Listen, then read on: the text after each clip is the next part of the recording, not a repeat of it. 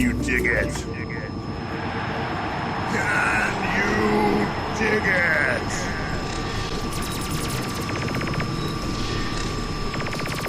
Ladies, gentlemen, friends, foes, lurkers, regulars, GMO people, organic people. Boiler room, inbound. 5, 4, 3, 2, 1.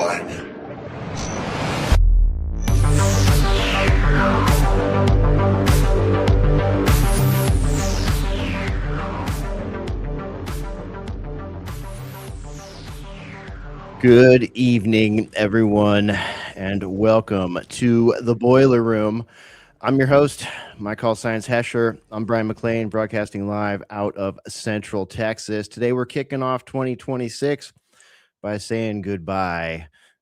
Goodbye to illusions. Goodbye to the idea that any of this is subtle. Goodbye to the comforting lie that what we're watching is accidental, chaotic, or somehow still up for debate, because the mask isn't slipping anymore. It's off. What we're witnessing right now is open empire, not whispered behind diplomatic language, not laundered through think tanks and NGOs, not even bothering to be hidden behind phrases like humanitarian intervention or defending democracy, right? This is power saying the quiet part out loud. When U.S. officials stand at the United Nations and openly justify violence by saying that a country cannot be allowed to control its own energy resources, that's not a gaffe. That's doctrine. When a foreign leader is paraded through a city like a trophy, when corporations are named as beneficiaries of regime change, when the language of colonial management returns, we're going to run the country until there's a transition. That's not a warning sign. That's the policy announcement. And it's not just happening over there, because empire always comes home, my friend. The same logic used to justify bombing another nation, security, order, stability, control, all gets repackaged domestically as enforcement, counterterrorism, and public safety. The same media that once pretended to question power now cheers it on, frames it, sanitizes it, or reduces it to mere spectacle. So we got a lot coming up tonight, from the symbolic death of MTV, once a cultural nerve center, now a corporate ghost, to AI being deployed, not to cure disease, but to confuse reality, to betting markets placing odds on government behavior in real time. We got a lot to cover tonight on the Boiler Room. Governance itself is becoming a game show, a casino, a psyop with a price ticker. Isn't that fun? And maybe the most dangerous illusion of all is the belief that this is temporary, that things will snap back, that adults will step in. Guess what? They already did. This is them stepping in. So, tonight we're not here to clutch pearls or pretend this is unprecedented. We're here to map it, connect it, hopefully, and to say clearly what's happening while it's still happening. And that becomes more and more difficult as time goes on, because you can't even look at something and know if it really happened anymore, right? Talking to you, AI tech bros. Because once you see open empire for what it is, you can't unsee it. This is the Boiler Room. Goodbye, illusions. Welcome to Open Empire. Thanks for being here tonight. This is the first Boiler Room of 2026. It's January the 9th, and it's wonderful to see some of you in the chats. We got a Discord chat going on. What's up, homies in the Discord chat? We got, of course, we're out there on the YouTube, so we got YouTube's comments, and let's see. Silvertail says, "You freaking me out." And I'm not trying to freak you out, man. I'm just trying to be real. Just trying to keep it real here. So shouts out to everybody over there at Rumble and YouTube and X as well. Let's bring in some of our friends here. First, we're gonna bring in one of our favorite Flintstones, Joe Rockhead. We got Joe Rockhead joining us. Joe Rockhead, what's up, man? How you doing? One of many names. I'm doing fine. Joe Rockhead is just one of my favorite Flintstone characters. He's just got a cool name. Last I knew, my name was Mark Anderson. So I won't use one of my many cousins' names, Rex Cars, whatever other ones I might have used in the past, all my different cousins. But yeah, I like the way the show was introduced there. Hesh, you laid the cornerstone very well. Much to discuss about corporate power really being in the catbird seat now and governments being corporatized. It reminds me of the movie Network and what Ned Beatty told that lead news character. But we'll talk about that more later. We know where art imitates life, life imitates art. Yeah, isn't that the truth, Mark? All right, well, it's great to have you here with us tonight for the first Boiler Room of 2026. Let me bring Bazed-Lit Analyzer on next here. Bazed-Lit Analyzer of the Bazed-Lit Analyzer YouTube channel. What's up, dude? Happy New Year. Yo, welcome happy to the New Boiler Year. Room. Thank you, sir. Appreciate it. Yeah, good to see you guys. Wow, a lot happened. A lot happened overnight the other night. I was texting you going, yo, did you see any of this? I'm a night crawler, so I saw the whole thing start and finish in, I guess, a couple hours. Crazy. And I got to say, it reminds me of when I think I was in second grade when the Noriega stuff went down. A lot different from Panama and all the lore that came out of that one, but similar in a way, I suppose. And of course, it also reminds me of the Bay of Pigs and, sort of comparing and contrasting those events because Cuba is now apparently on the table. So hope to talk about that tonight with you guys. Yeah, definitely, man. It's pretty nuts. Cuba's on the table. Greenland maybe on the table. I don't know. Venezuela, we got all kind of crazy stuff going on. So great to have you here. We got Sam Chaney from Weaponized News joining us as well. Sam, what's up, man? Welcome back to the Boiler Room. How goes it? Happy Friday. Happy Imperial Empire Day. Yeah. Remember was it Freedom Day or Liberty Day? I can't remember. Trump declared some Liberation Day. Liberation Day. That was it. Oh boy. This is just as fun as Liberation Day was, right? We learned today the White House, especially Trump, from his own words, is using the noble lie, the means justify the ends here, or the ends justify the means. And so he's saying if we don't go do all this U.S. Imperialism around the world, then Russia and China will do it. And so the same old routine. Either we either go do the stealing and the killing, or somebody else is going to do it. And so obviously we're first at the table to do the stealing and killing around the world. Team America. America, fuck America, yeah. America, fuck yeah. Yeah. It's a story as old as time, isn't it? Except now we've got all these cool technocratic toys. They're straight up saying it. At the very least, we could not like the imperialism of America, but at least they're saying it straight up. We're stealing the oil, we're stealing the land, and either take the silver or the lead, and that's straight up. Well, we got Plata or plomo. We got a deal for you, let me tell you. Yeah, exactly. All right, well, we got a lot to go through. Let's bring the Ruckus among us aboard. We got Ruckus here. There he is, coming in from an active war zone. No, I'm just kidding. Yeah.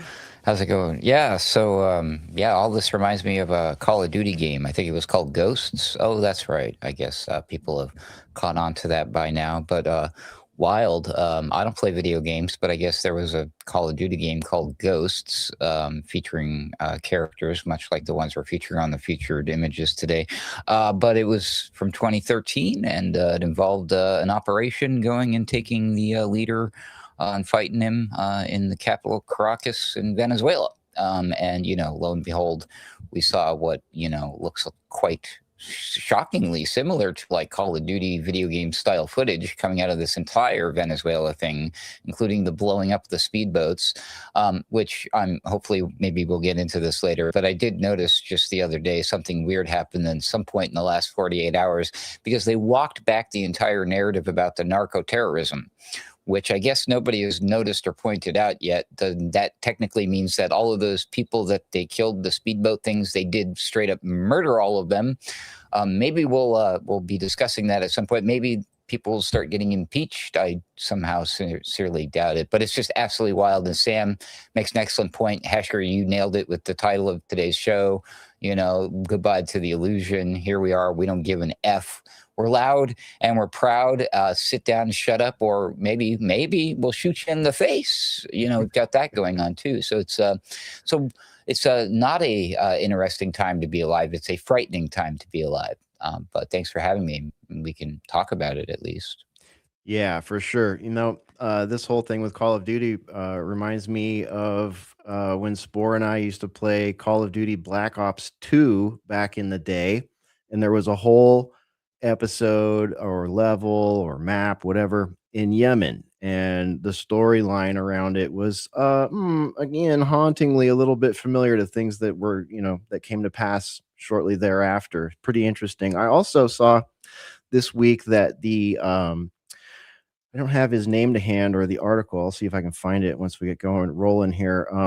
And I can multitask a little bit better. But the inventor of Call of Duty, or the main developer, was recently murdered. Yeah, he's just or died in a car crash or something like that. I can't remember. Yeah, he died in a car crash. It's been happening to a lot of people this week, I think. Yeah, there's been Netanyahu's main witness, etc. Yeah, that's right. Well, okay, we need to discuss that later on. We'll come back to that. Two Republican congressmen as well. Right. One dead, one in critical condition, 80 years old after a car accident. Yeah. It's all coincidence, I'm sure. It's got people scratching their heads and thinking back to the Fast and Furious guy and a few other people's. Michael Hastings, of course. Yep. Yeah. So, but before we get into all that fun stuff, I feel like we should just give a brief, like, I don't know, like a moment of silence or just an acknowledgement to rest in peace, MTV, music television. It's over. It's gone.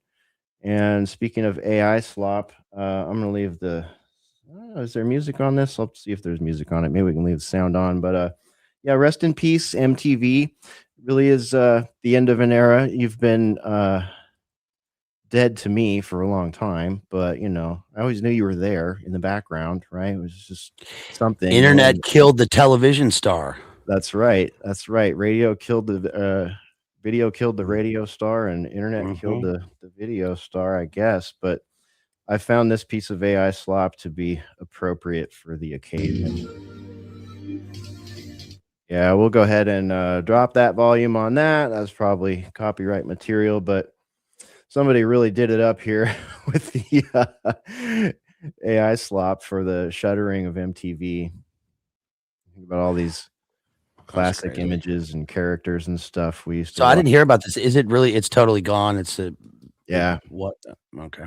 Yeah, it's done. Just a couple days ago, I think. And they aired, the last video was the very first video they had aired, which was the one you already mentioned. Video killed the radio star.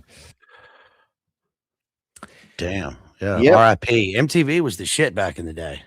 Oh man, Spore and I talk about that sometimes. Like back when it first came out, and not everybody had cable TV. It was like a big deal if you didn't have MTV or you didn't have cable, and your friends did. It was like that was the house you wanted to have sleepovers at, so you could see MTV and stuff. I lived by it, man. I mean, shit. It was like November Rain music video premiere, on Wednesday. That's all I cared about. Oh, dude.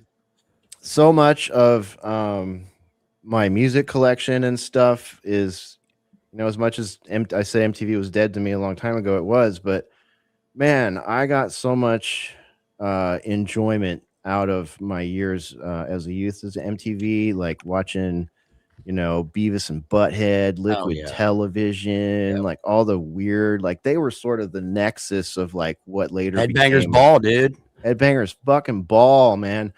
That's right. Yeah, that was great, you know. It was a staple. It was a staple until I was old enough to get in a car and drive to a concert on a Saturday night instead of, you know, being at home.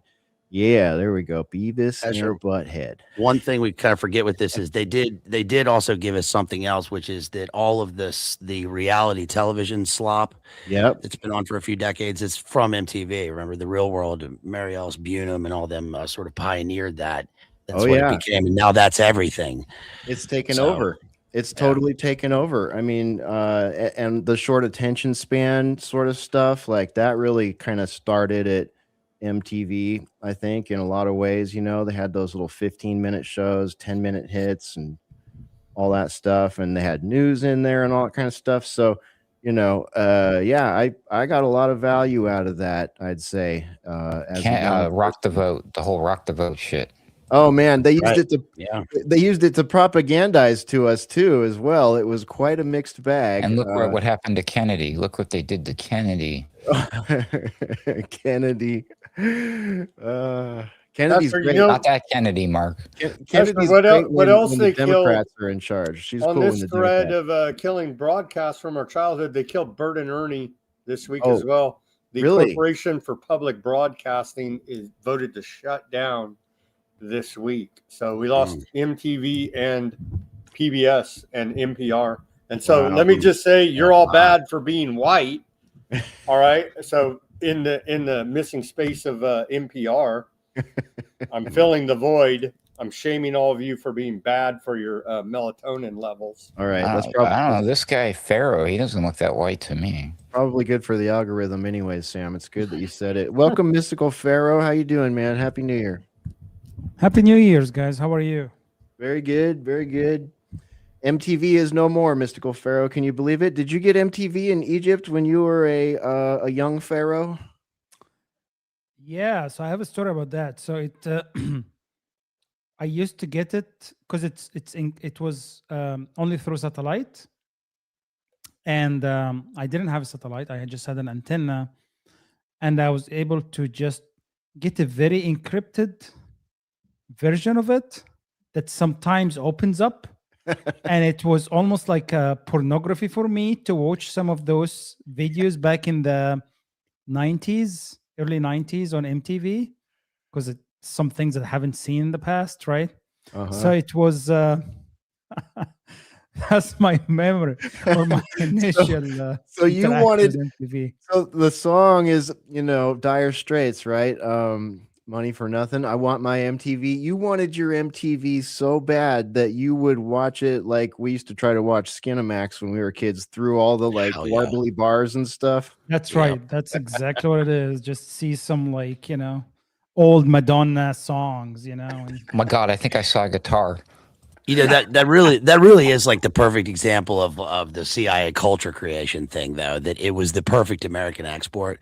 That it exported everything about American culture in the most precise way everywhere. And I mean, like, remember when the Berlin Wall fell? Yeah. You know, and it was Hasselhoff who sang, but then later on it was Scorpions, you know, with the song. And that's Or I've like been talking about that this week, man. We were talking about that exact thing. You know, the whole like whatever that Scorpions Gorky Park song is, how popular that was, and yeah, or Metallica in concert in Moscow with like 2 million people. dude, yeah. The first Moscow shows, like after Russia dissolved, Pantera played one of them. It's one of the most epic live shows I've ever seen. It's probably one of the best ones out there. But yeah, they were right there at the middle of it. You know, they did, you know, to Kurt Loder's credit, they did some actual news, like news. Remember his little news breaks? They weren't always about musicians and stuff. Sometimes they're about world events and shit. What happened to him? I don't know. He's like 104 years old. He's really old. Yeah, super old. What happened to Tabitha Soren? You remember her? Yeah. Hey, that's I just remember. question. I remember when the singer Jewel, came out with that book of poetry, and Kurt Loder had this interview with her, and I remember him tearing her apart. It was very harsh. It's called A Knight Without Armor. And she was like, yeah. And he was like, what does it mean? She said, it's like a knight, but without armor, but it's, it's not daytime. And he was like, then why didn't you call it night, like NIGHT? What is this? I thought that was very Book of funny. poetry. You know what, my friend? You should write a book of poetry. That's right. Hey. Oh, Hey. wait a minute. I did, yes, and it's for sale right here, and it's called Runes. It's for sale on Amazon for $12. Second edition available now. Poems on the terrorism and paramilitary activity in Northern Ireland during the Troubles, the Third Reich, and Imperial Rome. Megalomania in verse. Yeah.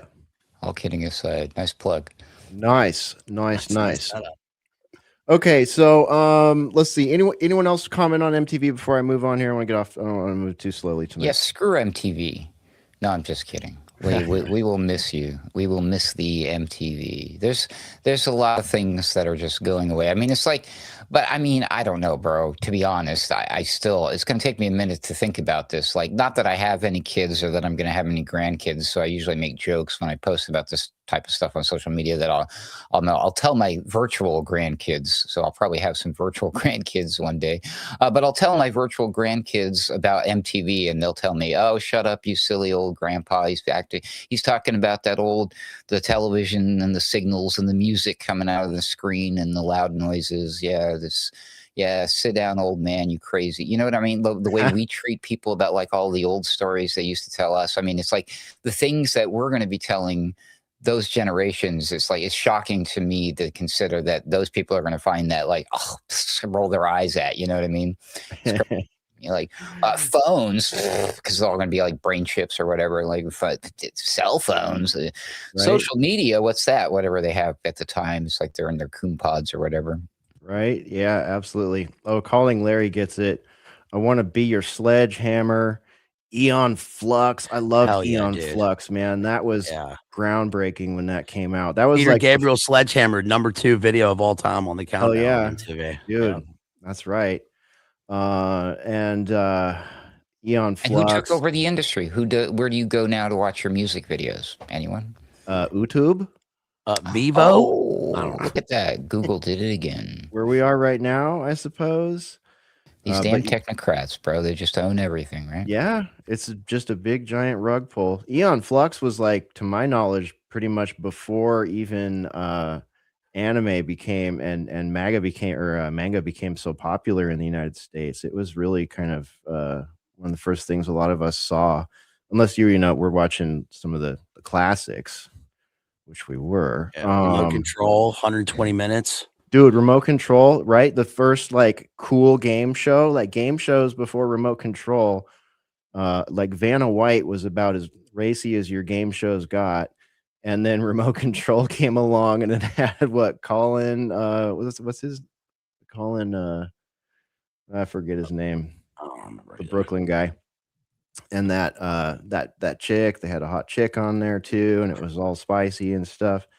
And as far as reality TV shows, Calling Larry again, I met Puck. I lived with one of Puck's. Oh yeah, really? I lived with one of Puck's pit bulls puppies. My roommate knew someone that Puck knew and went to Tahoe and hung out with them and came back with one of Puck's pit bulls puppies. So I was living with one of Puck was the shit, man. I love Puck. Cool. Real World 3. Yeah. Remember Pedro Zamora? You'll take the peanut butter and then you stick a finger in and then you'll take it out. I remember Clinton made it like World AIDS Day because of that, because of Pedro on Real World 3. You remember that? Yeah, like the first recognition of AIDS, because like he was a hero. That's right.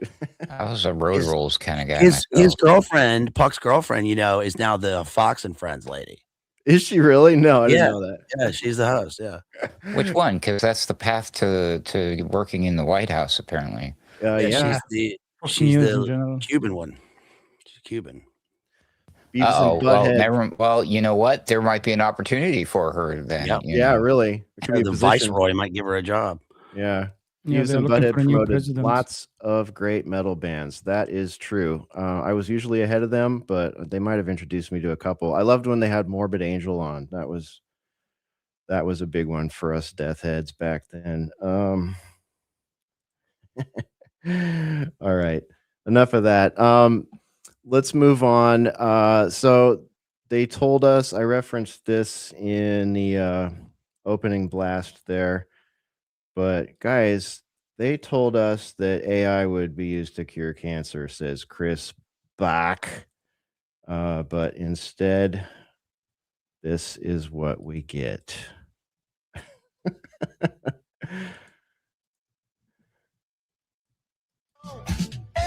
All right, I'm gonna leave the audio off on that too. Don't want to get a copyright strike, but if you're just listening to us, we got some AI slop here. It's Maduro dressed in the goggles and earplugs of capture in a prison cell with Diddy. So there you go.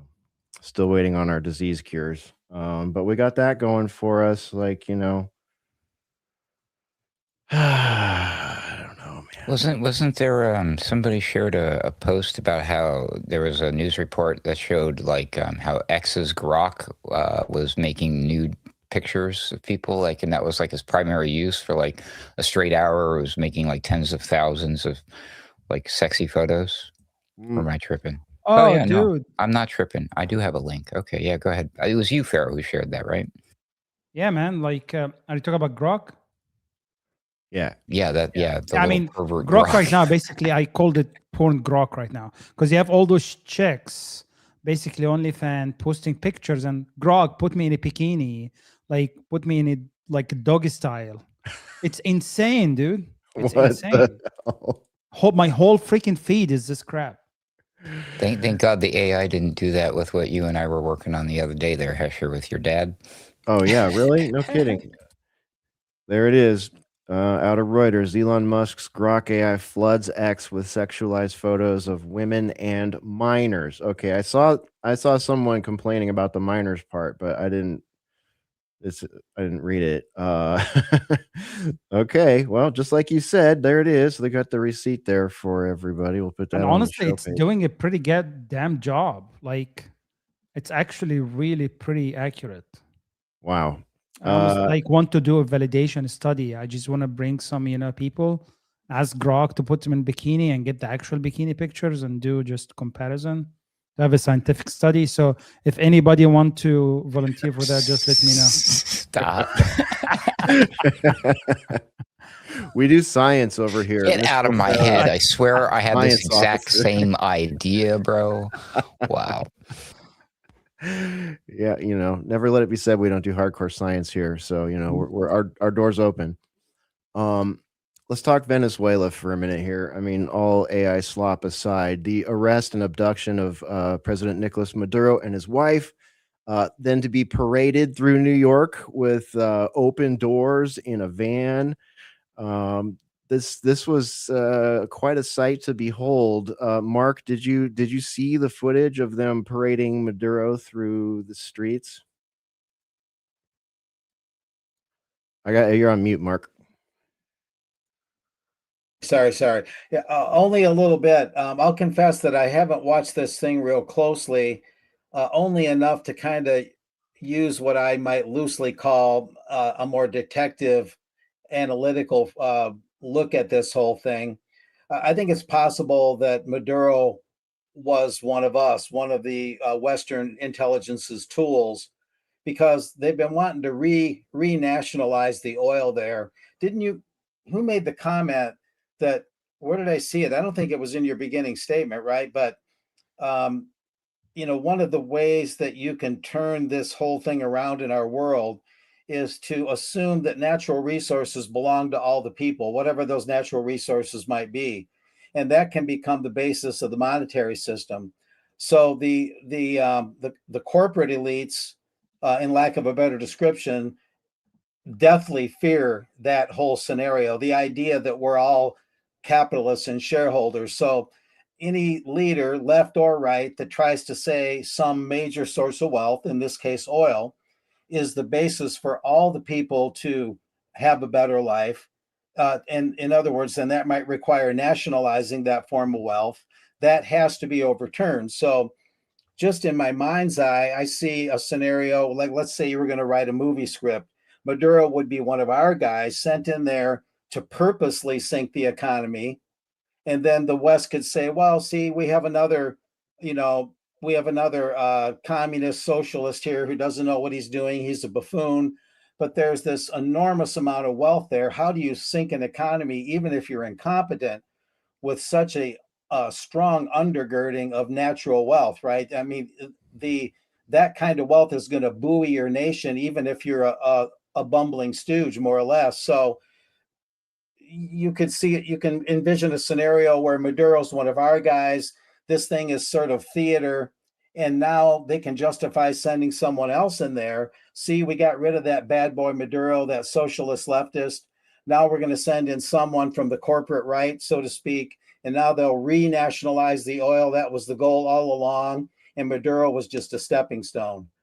This is just the scenario that if I were to write a movie script and make it maybe coloring outside the lines a bit, that's what I would write. I got you. Definitely something to keep in mind. A lot of people kind of wondering if that's how Jolani ended up in Assad's seat, if you will. But check this footage out, Mark. Let me just play it for anyone who hasn't seen it yet. This is I've seen just Maduro. very little. Say what? I've seen just very little of this. Okay, well, it's a short clip, but here you go. Yeah. Nice car.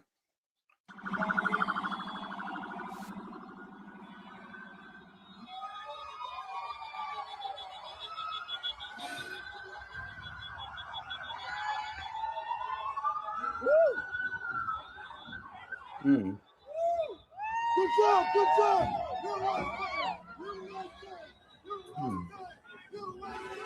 Wow, that's hard.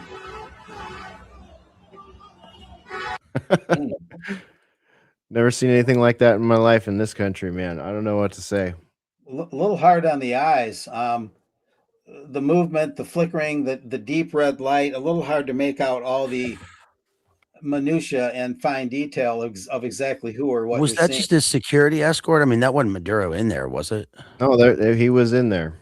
Oh, okay. Well, they had the doors open and let people like take pictures with their phones. It was crazy. There's no reason for the doors to be open and driving around with a foreign leader who's been abducted in the streets of New York like that, other than that's wild. Making a statement. Other than this is what like Rome might have looked like if it was. Anyways, yeah. Yeah, Caesar carting Vercingetorix in after the defeat of the Gauls. Good. He was the leader of the cartel of the Suns. Damn it, Hesher. Yeah. Right.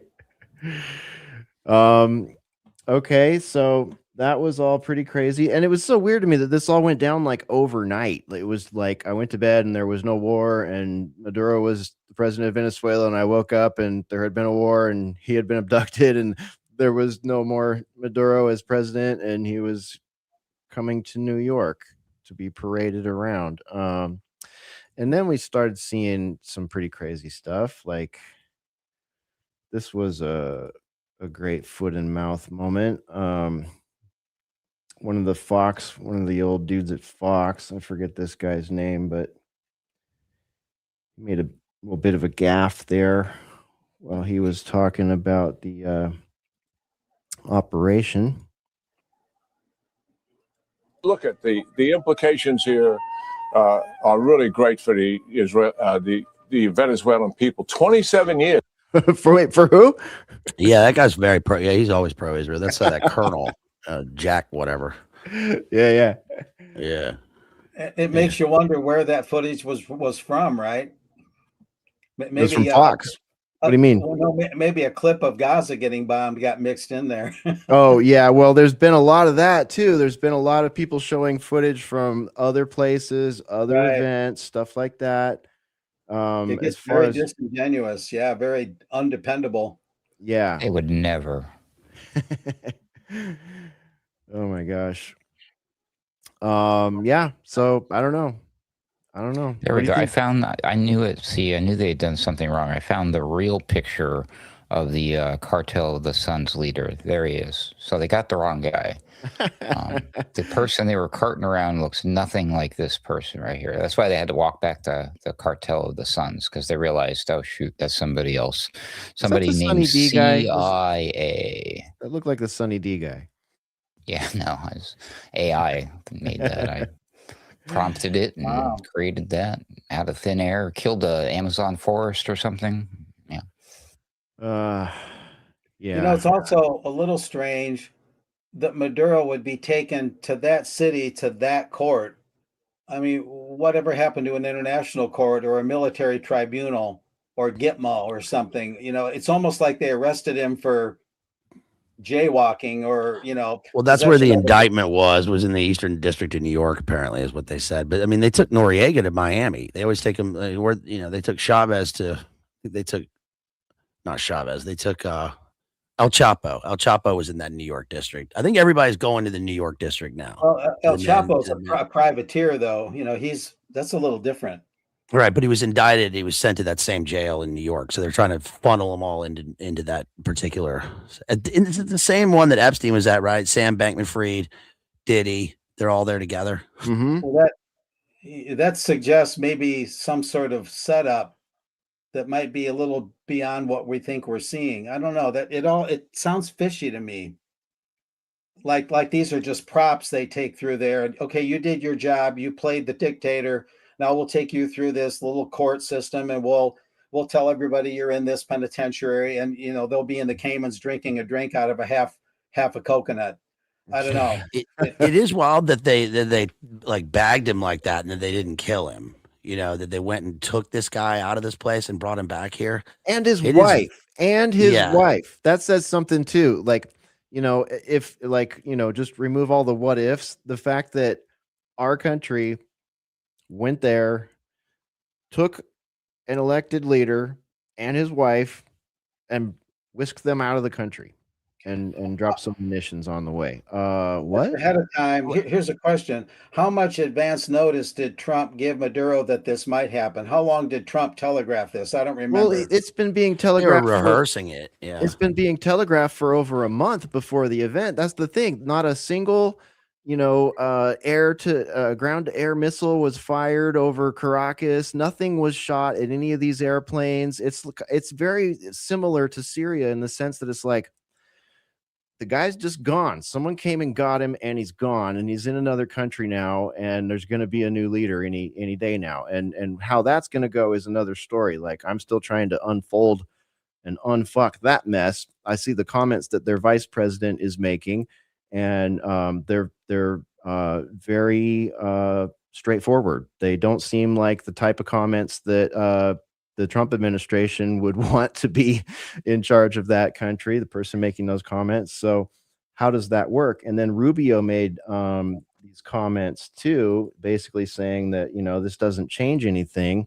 But then Trump's backing down out of further military action here and focusing on buying Greenland from the citizens with a bribe or something like that. I don't know. It's a lot to track, but here's what Rubio said. Right now, what we are focused in, let's be realistic here. What we are focused on right now is all of the problems we had with when Maduro was there. We still have those problems in terms of them needing to be addressed. We are going to give people an opportunity to address those challenges and those problems. Until they address it, they will continue to face this oil quarantine. They will continue to face pressure from the United States. We will continue to target drug boats if they try to run towards the United States.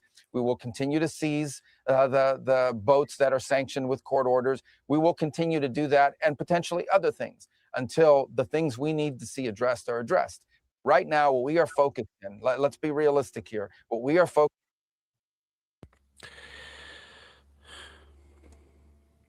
You did, Hesher. I'm going to paraphrase the way I heard that, and someone tell me if I'm wrong or if you maybe got a different thing here. What I took away from that is, yeah, we came in, we took your president and his wife. They're with us now. Nothing has changed, and we're going to be chipping away at you, chipping away with anything we want until the policy changes that we want are made. I mean, right? That's pretty much it. Yeah. Yeah. They said today, little Marco with the oil companies meeting at the White House said today that Venezuela will buy all your products from America, i.e. the company store.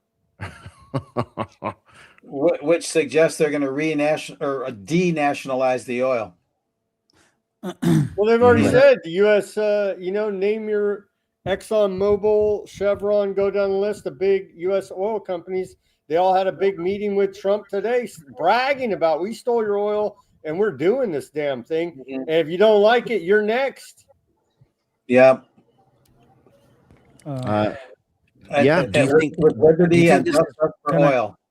you think this is partly a setup for the Cuban question? Because I mean, obviously, Venezuela is a prize. They said that today too. They said you're next, Cuba. They really want Cuba back, especially Marco, the viceroy of Cuba and Venezuela. Really, we control the Western Hemisphere. It's ours now. It's just like you guys said, it's blatant. The retaking of the oil companies or giving them back to the oil companies is very Smedley Butler type material, right? That's his whole thing was about that, was as an enforcement arm of the corporations, and that's what they did. For international capitalism is exactly what they're doing right here. Yeah, and I think we really. I mean, do you think that this? I think it's going to happen with Cuba, that it's going to end up, like it was pre Castro, so early 50s with what's his name, Batista. They really want this back. And now I guess they have an excuse because of who knows about the lies or the truth of any of it. With people only make 7 cents a day there now, no one can eat, no one has electricity. They can say anything. Right. And so now we're doing it for them. It's always the regime change that they will thank us for. If we don't do it, somebody else will. Yeah. Open empire. And then at the U.S. Security Council or UN Security Council, this representative from the United States justified the attack on Venezuela and abduction of President Maduro by saying this. This is another home run right here. You cannot continue to have the largest energy reserves in the world under the control of adversaries of the United States. You can. So the energy reserves of that sovereign country, we cannot allow this sovereign country to have access to its own energy reserves on its sovereign land because we've designated them narco terrorists. Oh wait, rewind a little bit. Not quite that bad, but something else maybe. We're not really sure. Well, the logic of the global hegemon, right, is that it might be in Venezuela, but our corporations pulled it out of the ground, and our corporations owned it, and we made the deals, and they just took it. And besides, these guys are communists.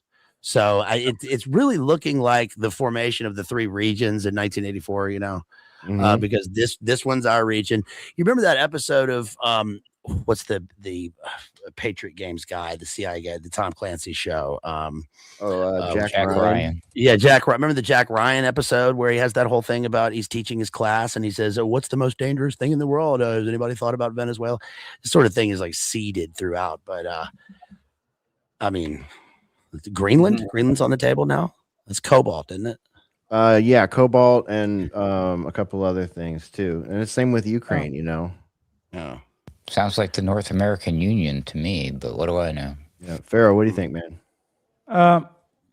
Yeah, I mean, I can start maybe from the beginning. I do truly believe the way it went down, that they had both people over there, that they just let Maduro go, right? There is no way this was done.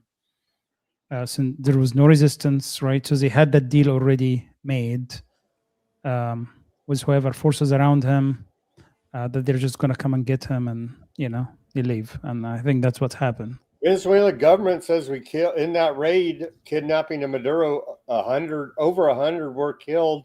Cuban government says 30 plus, part of Maduro's security detail, Cubans were killed. So over 100, they're whatever you want to call them, Latinos, very racist of America because we love our Latinos, killed over 100 Latinos there in the Venezuela Maduro kidnapping. But I'm talking about like military, right? There is no military power. There was no organized resistance. Yeah, that's what I'm talking about. So they both the people high up in the government to let him go. You're right. So then his detail is the only people around him that they had to get rid of, right?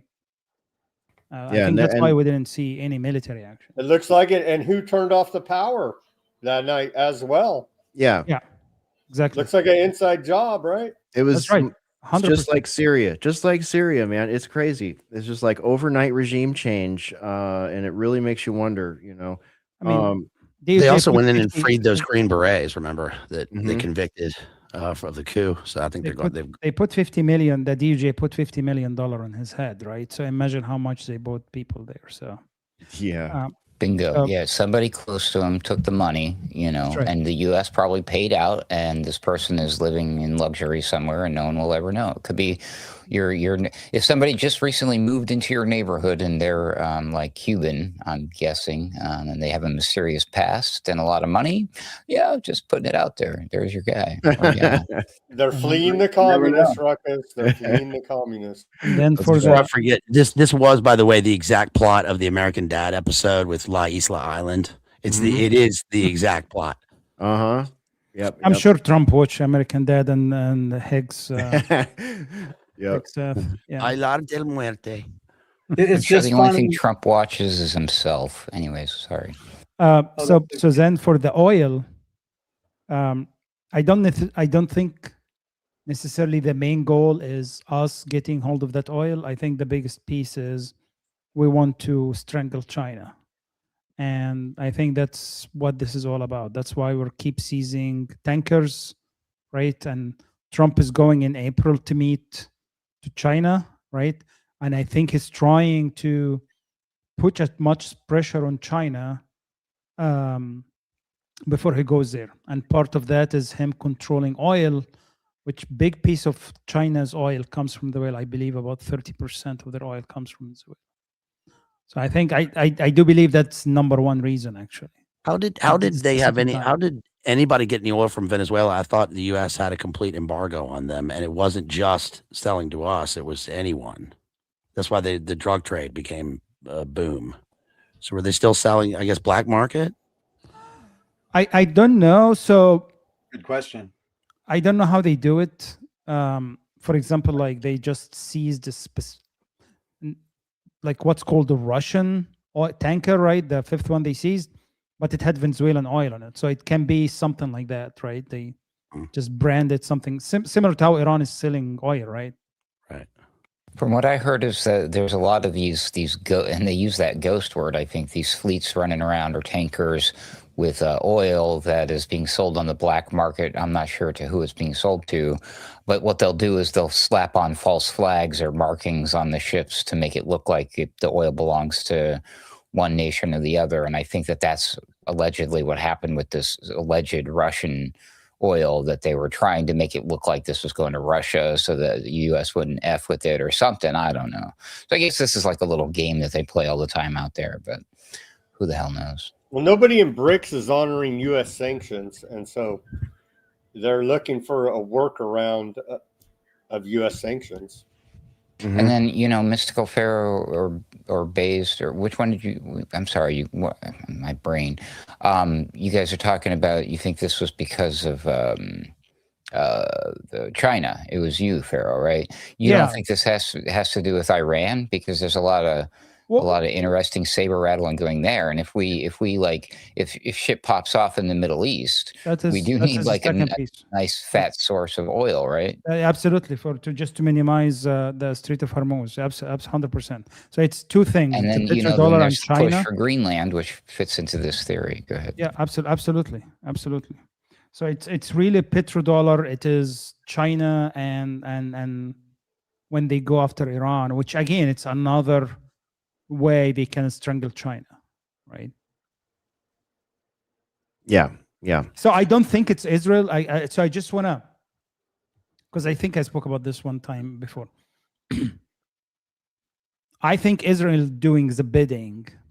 Israel is the bully that we control, right? Or actually the bankers control, or whoever is in controls to push their agenda, right? Which is the same people that controls our country, right? But I don't think Israel is going to yes until it attack Venezuela and attack Iran.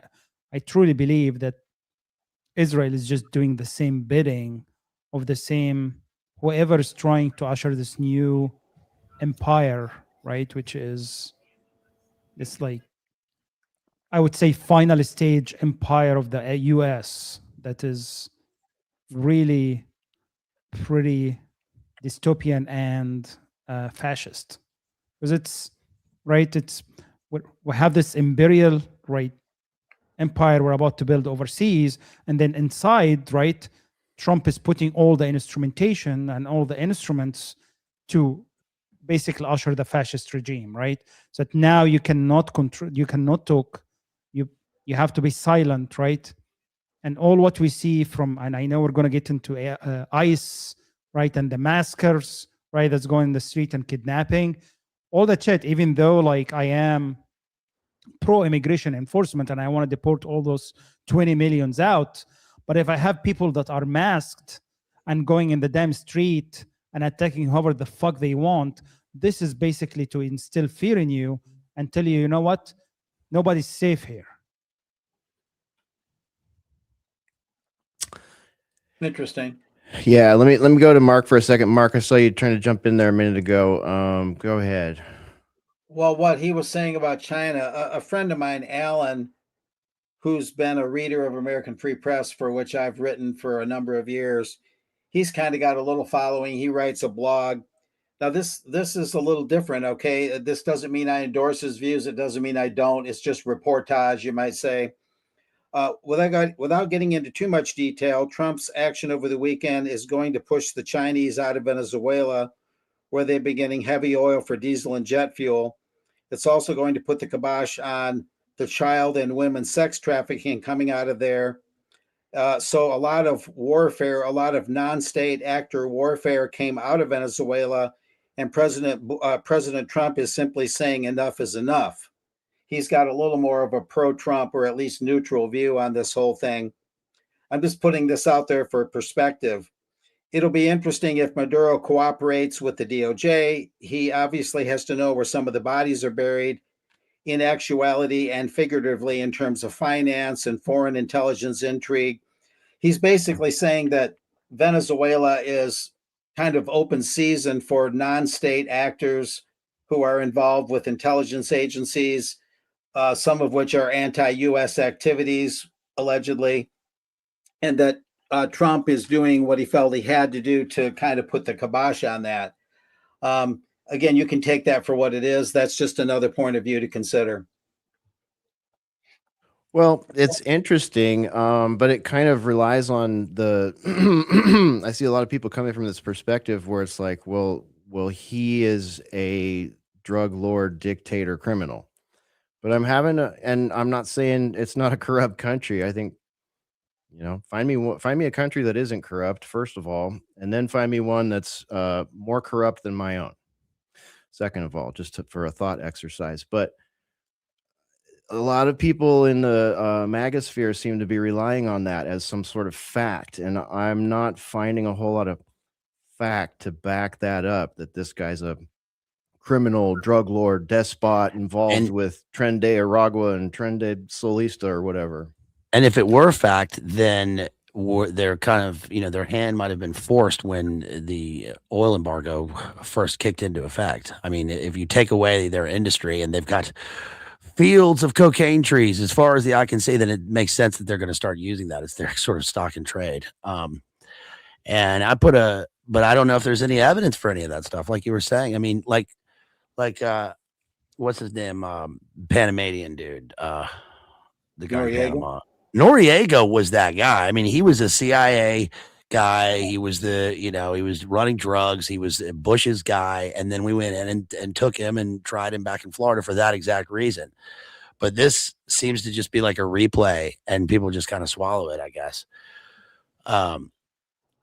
But it seems to me that this whole thing, it's like the new neocon part 2 or whatever has kicked into effect, and this is the new plan. I mean, I'm too slow for all this stuff, but that Rubio is the new guy. He's the soldier. He's the viceroy of all this stuff. Plus, he's Cuban. We want our hemisphere. We want our control over this hemisphere. We want our oil. And we want to be able to dominate everything that happens here just outright, because we did it since the 50s with Guatemala and all these places. And now the world has changed. But I guess now Trump is just like, fuck it. We're going to go in and do it outright. Is that Am I right? Is that what's sort of happening here? Yeah, I think so. That's why I called the episode "Goodbye Illusions." Welcome to Yeah. Open Empire, because that's how it feels. Well, I got you on screen. You dropped us a link there if you want to. Yeah, it just says it's just from the Atlantic Council. It's nothing really new, but it just talks about they're based on how prominently Venezuela's vast oil reserves featured in his speeches about the military strike that got Maduro. Oil does appear to have played an important role in shaping the administration's will to advance this audacious mission. I think it was outright. A lot of this thing was visual, it was optics and Trump sort of flexing this thing of like, hey, we can go get him anywhere, anytime. Venezuelan oil supply is unlikely to move global energy markets meaningfully in the near term. For now, the country remains under an oil embargo imposed by the Trump administration. He did that in like 2016. They ramped it up in 2019. There were some they gave, they sort of eased it up with Biden, I think in 2023, and then they went hard again in a total embargo recently. Even under optimistic assumptions, it will take years to rehabilitate the country's energy sector and achieve a sizable increase in oil exports. It's going to take a while for the corporations to ramp it up again, I guess. Saturday's operation didn't hinge on nuanced assessments of crude grades or the U.S. refining sector's appetite for heavy supply. Energy was the enabler of a much bolder manifestation of Trump's foreign policy as laid out in the administration's recently released, there you go, national security strategy. This is what he calls the Monroe Doctrine, which is the Monroe Doctrine, who's James Monroe from here, by the way. What Trump described Saturday as the Monroe Doctrine seeks a Western Hemisphere free from hostile external influence and aligned with U.S. political and economic interests. This makes political realignment in Latin America relevant to the president's vision for the region. And I assume that we had the post-war world. Then we had, with the Cold War, then we had the war on terror, which sort of was a new bonding agent for all these countries. And now we've got something new post-COVID, and this is going to be it. Just an outright global hegemony in America's interest. He says that includes not saddling American taxpayers with the price tag of another conflict, as well as stemming the recent high levels of migration to the United States from Venezuela. I guarantee you that one of Trump's reasons for this thing was that he was the whole Tren de Aragua Venezuelan shit in Colorado. He was so pissed about that this was his chance to get back at him and kill a few hundred people, I guess, on the opening assault. I don't know. Oil is the enabler that may help pay for the execution of the policy, not the ultimate prize. Anyway, you guys can see the rest of that article. Yeah. That's it. Their new plan. Yeah. Good one. We'll put that on the show page so people can read it in its entirety. There's also this clip that I've seen floating around. I don't know what the source date is, but this would be U.S. Southern Command Chief General Laura Richardson talking about the U.S. focus in Latin America isn't democracy. Let's see what she says it actually is. Here we go. I'll put it on screen for you guys. Of course, the countries, Cuba, Venezuela, and Nicaragua with Russia relationships. Why this region matters with all of its rich resources and rare earth elements. You've got the lithium triangle, which is needed for technology today. 60% of the world's lithium is in the lithium triangle, Argentina, Bolivia, Chile. We just have the largest oil reserves, light sweet crude discovered off of Guyana over a year ago. You have Venezuela's resources as well with oil, copper, gold. We have the Amazon, lungs of the world. We have the 31% of the world's fresh water in this region too. It's just off the charts. We have a lot to do. This region matters. It has a lot to do with national security, and we need to step up our game. Okay. Mm-hmm. So, I'm reminded.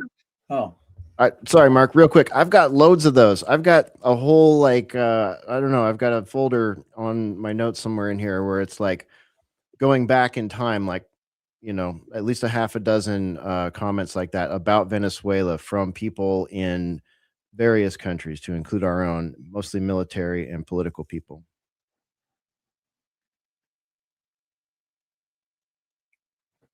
Go ahead, though, Mark. You're about to say.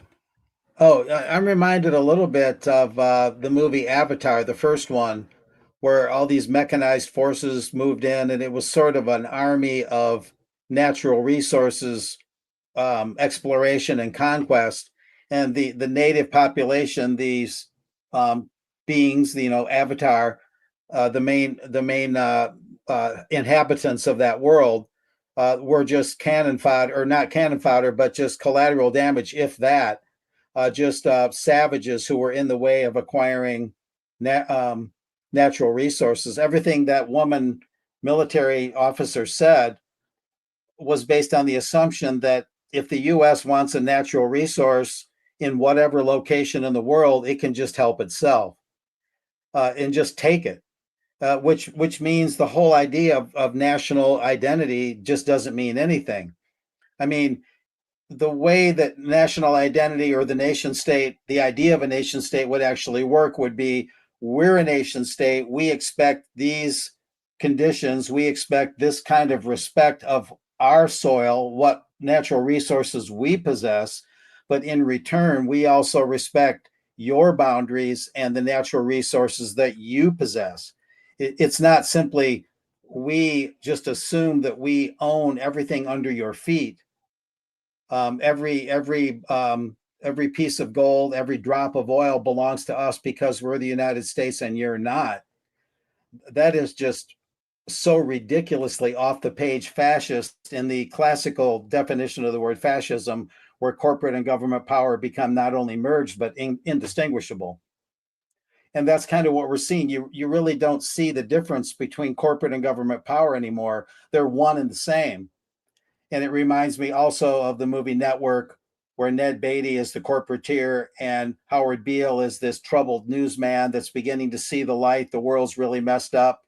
And Ned Beatty tells him near that long table, a lot of us have seen that iconic scene, there are no real governments. There's just a college of corporations. And Ned Beatty makes that fist. It's just a college of corporations. And we can just take whatever we want. So the whole idea of a nation state is just obliterated from the onset with that philosophy. It just, there's no way that can coexist with the idea of a secure nation state. So the US says we don't want our borders invaded, but how can you say that if you don't respect even the natural resources underneath the feet of a foreign nation? That you can just say, well, they've got a lot of rare earth minerals and oil, and the obvious implication is if we want it, we're going to get it. And when actually those things should form the basis of the wealth and prosperity of the nation in which those resources are located. As I said earlier, which is only sound economics. Like Alaska, everybody gets a dividend check because the oil belongs to them, and that still happens, I believe. And Alberta, Canada, I think, does some, I'd have to look it up, does some similar thing. The tar sands oil and the wealth that gives Alberta, I believe the citizens there are given a share of that with monetary payment. Interesting.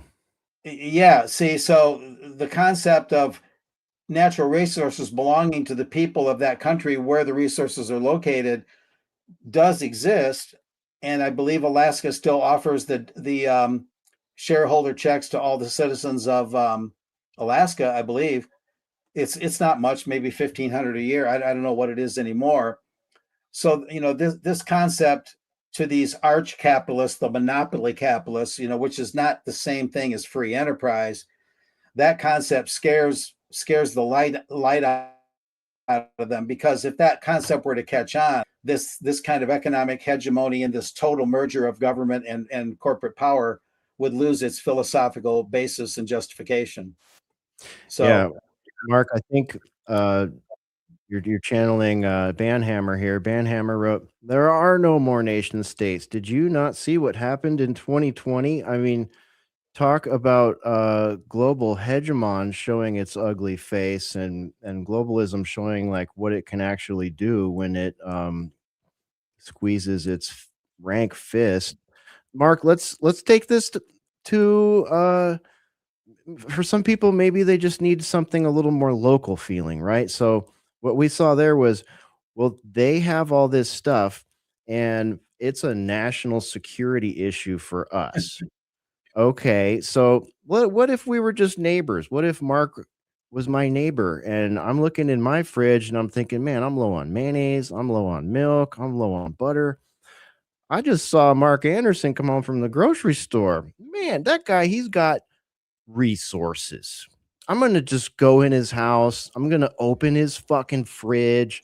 I'm going to take his brand new mayonnaise and his brand new loaf of bread and his turkey. And I'm going to go home and make myself a fucking sandwich. You know, and maybe I'll just grab his wife and bring her home with me too. You know what? Maybe I'll just kick him the fuck out and I'll make my sandwich in his house and I'll eat it with his wife. How does that sound? Because I feel insecure that you've come home from the grocery store, Mark. I mean, I don't know. It's maybe Hesher, if you didn't do it, Ruckus would. All right. See? I can't have Ruckus going over there and doing that to Mark. I gotta do it. Yeah. That's an excellent analogy. It really puts it into perspective. I think another thing is that the United States, there's no way a constitution as basic as the U.S. one, which is only, I forget how many words are in the U.S. Constitution, something like 10 or 12,000 words. The entire U.S. Constitution that gives the framework of this country is like in the neighborhood of 10 or 12,000 words, right? If that. And there's no way that Constitution can contain this kind of hegemonic seeking of power. So in other words, it seems like the U.S. is post-constitutional, in other words, except for in some minor structural ways, like there'll be a House, there'll be a Senate, there'll be a Supreme Court, and a few delegated powers here and there. Except for those basics, basically we've breached the borders of the Constitution, meaning that we're post-constitution, which means like Rome, when Rome became post-republic, it was no longer the republic, it became an empire, which was the beginning of the end. So if history's any teacher, Trump in a way can do these things, and there could be things that if we knew all the details, we might say, well, maybe a couple of these things sort of make sense. But if you look at the big picture, you kind of think, well, it's now no longer the Republic of the U.S., just like it was no longer the Republic of Rome. So it lurches into empire. Once it becomes empire, nothing is sacred. Everything's stolen. Is everything not nailed down? And even stuff nailed down is stolen too. The mayonnaise, the bread, the ham, the tomatoes, everything. And so, in other words, there's no real constitutional barrier. Congress isn't really going to do anything. They're talking about the War Powers Act and all this, but some of the think tanks recently were talking about Trump's first 300 days, Brookings Institution, the Chicago CFR, et cetera, and they were saying that Trump is basically going to pretty much do what he wants, and Congress has never seen. How would I say this? Congress has never been less powerful than it is now, and the executive branch has never been more powerful than it is now. Even if it was someone other than Trump in there, the executive branch in general is stronger than ever. Congress in general is weaker than ever. So Congress right now talking about the War Powers Act might literally be spitwads against the side of a battleship. Too little, too late. I don't think Congress has the power to force Trump's hand. I really don't. Yeah, they asked Trump about it. Did you guys see his comments? They asked him, what about the Congress and the war? And he said, I don't think we're going to bother with Congress. We're not going to tell him. We're going to go get him. We're going to take the oil. It's ours. Yeah, dude, right, right around the same time he comes out and makes this like, we got to get to band together and support me, folks, because if the Democrats get back in control, they're going to find some reason to impeach me. I'm like, well, I don't think they have to look too far or hard, my friend. We can't brief Congress because they're going to go ahead and tell the commie Maduro the plan, and so therefore Congress is out of the loop because we have to protect the operation. That's what so they got that one reporter who is going to get Colombia invaded, right? Did you, Mr. President, did you hear what the president of Colombia said about you? And he goes, what did he say? well, he better watch his ass. You tell him he better watch his ass. We're coming for him next. Tell him he's next. And meanwhile, the Colombian guy's like, what the fuck? I can't help but add this. Maybe they'll give him the same 2 or 3 months notice, and mysteriously the leader doesn't leave before Trump's forces get there. So, Maduro had like plenty of time to get the hell out of there. Which is strange to say the least. Well, they made that part of their whole selling of this thing, right? That, we gave him time to do it. He had every opportunity. My buddy lives in Puerto Rico and he watched the buildup, aircraft carriers and 30,000 Marines and all this stuff. So they knew it was right there. But their thing is like, this whole cringe thing of, he fucked around and now he found out. That's our policy. That's what Hesher said. Well, it almost suggests that Maduro was a willing participant while looking like he wasn't. That's my going theory, flimsy though it may sound. So he took the money. There you go. Yeah, you got to wonder. But like, remember in Trump version 1.0, the United States government and the CIA went to great lengths to try to disrupt and put their own puppet in, and it didn't work out very well for them. And it was one of the big embarrassments for Trump 45. So I wonder if maybe there's just a tinge of that too. Yeah, they said enough with the covert actions, and the small cadres of Green Berets. We're just going to fucking all out. Yeah.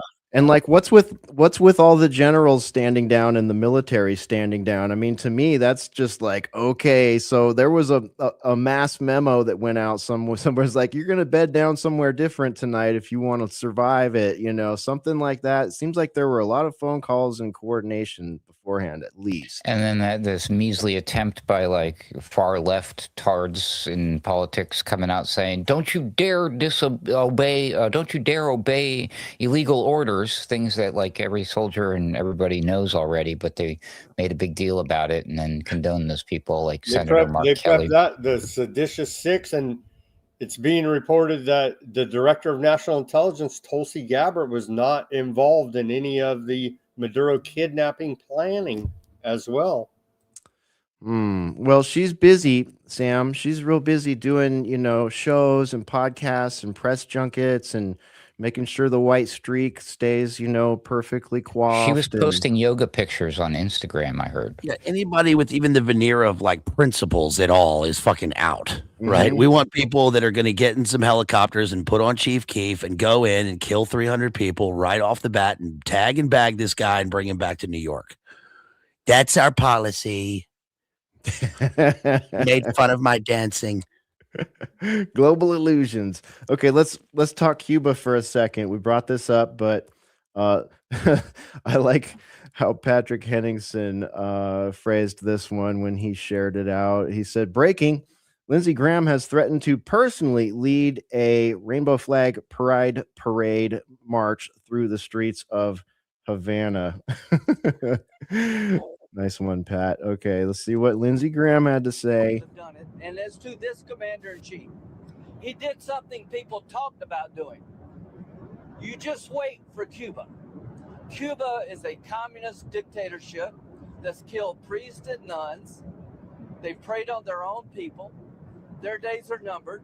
We're going to wake up one day, I hope in 26, in our backyard, we're going to have allies in these countries doing business with America, not narco-terrorist dictators killing Americans. This is a big frigging day. And everybody in the world is thinking differently than they were just a few days ago because of what you did. It is so sexy. It looked like he was beating off Trump there, the way he was moving his fist. Who's the other guy in the doorway?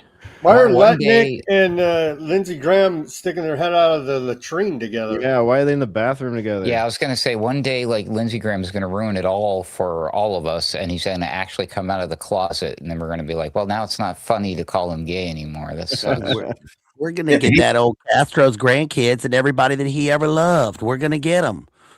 He did look a bit disheveled there, didn't he? Mm-hmm, like Howard Letnick had been disturbed or something. I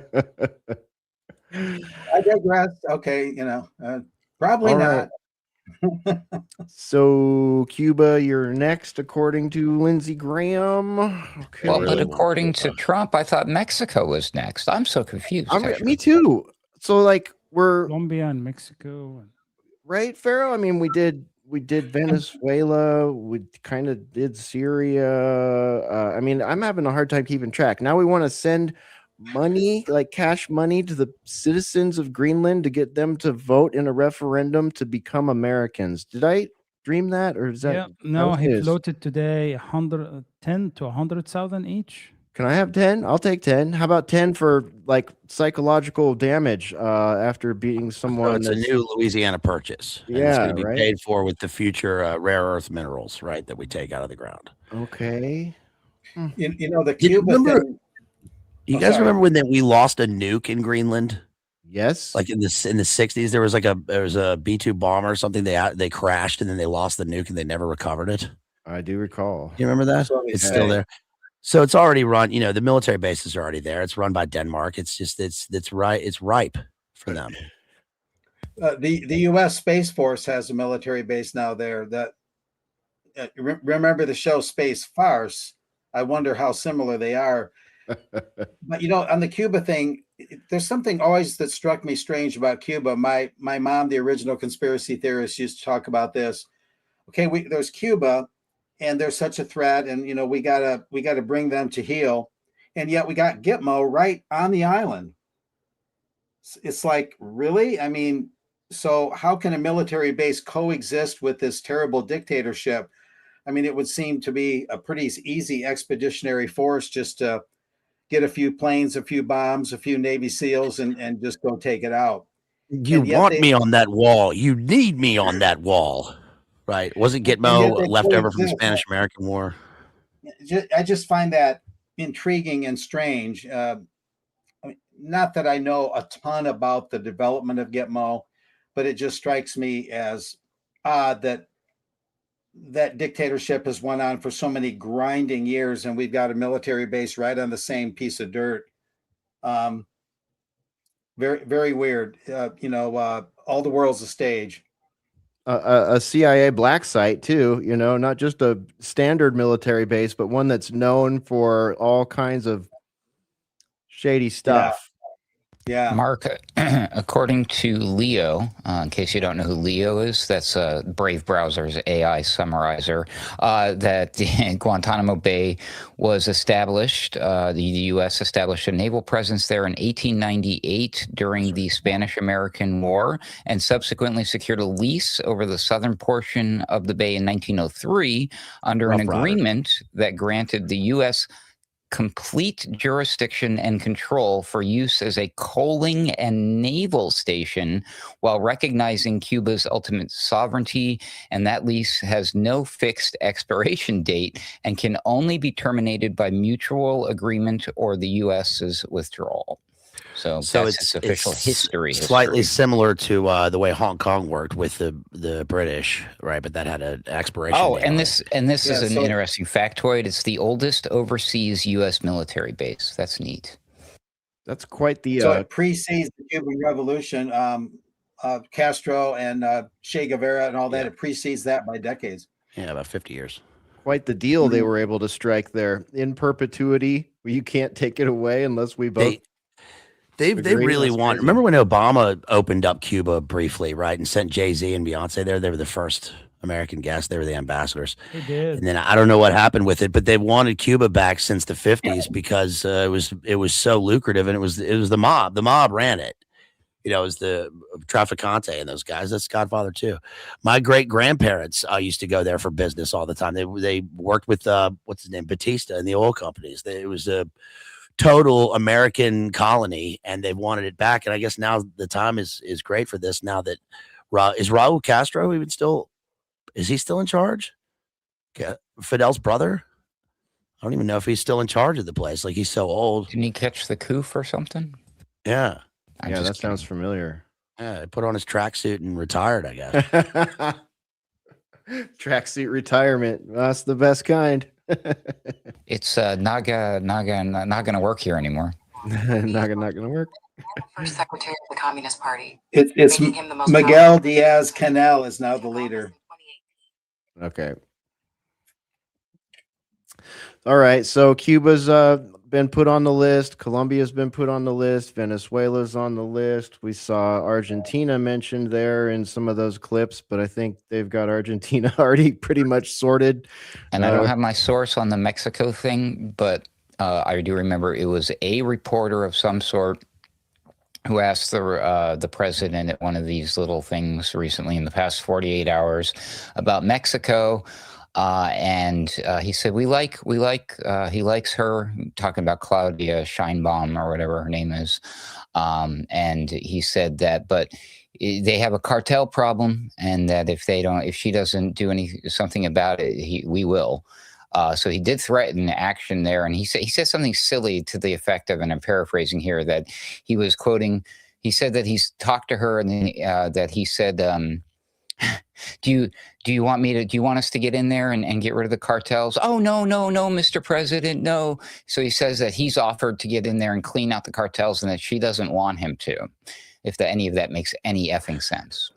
Ruckus, do you think, because I'm reading Fletcher Prouty's Secret Team book right now, and he talks about this kind of thing, how the intelligence world runs all this stuff for what he calls the high cabal. So it makes me think that if we're not in Mexico, it's because intelligence has an interest, obviously has an interest, and doesn't want it to be taken over right now. So it's not just military intelligence telling Trump what to do and running it. It's that they write the sort of script for these things well ahead of time. I learned that, for instance, when McNamara went to Vietnam for the first time, Indochina, to survey it all, the CIA had already written everything for him to do and designed where he was going to go, where he was not going to go, because they had a global communications operation that nobody else had, so they could do it well ahead of time. And he just said that they decide all of this stuff. I wonder if that's true with something like Mexico. Well, to your point, God, it was around the time of the election, so it was happening. The news was just coming out about it, but it was going on just before and after Trump succeeded the second term here, right, or took power again. However you want to look at it, we voted him in, right, or whatever you want to believe there. It was a New York Times article that broke the story that the CIA was using drones to spy over Mexico. And the story just kind of like went under the radar, no pun intended. But I think that could be play a part to that, what you're discussing there. Yeah. Certainly. Based, our buddy Kilowatt in the Discord posted this one. I'm not sure if this is related to what you're talking about, but it's interesting. World War II P-38 discovered under 300 feet of ice in Greenland. Yeah. Interesting story there. This was from 2018. So, in these terms, relatively fresh. You got to zoom out all the way to World War II. I'll put that on the show page for anyone that's interested. Following up on that one. Yeah, it was so lost they didn't even know where to look for the thing. By the way, I'm writing a novel right now, which is set in the near future in Greenland. Greenland is part of the American empire in the book, so I'll be coming out with that by the end of the year, hopefully. What you know about this movie too? There's a movie called Greenland. The Gerard Butler's movie. Yeah. Sequel. Right. Okay, let's talk ICE. ICE agent shoots woman dead in Minneapolis. We've seen a lot of contradiction in narrative. My goodness, I'm even having a hard time keeping track with this one because they're leaking footage out. We're not getting all the footage at the same time. Seems this causing a lot of outrage among people. Bazed, did you see that stuff going down? Anybody? I've avoided it. Yeah, I've avoided it. I've avoided the video.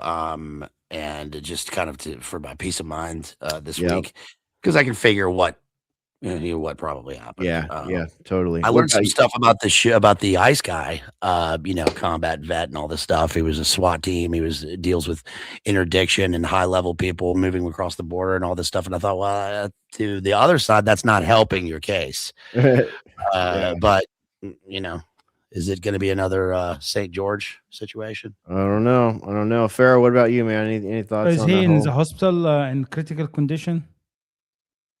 Who? Oh, nobody. Oh no. Good Isn't point. this what Trump said?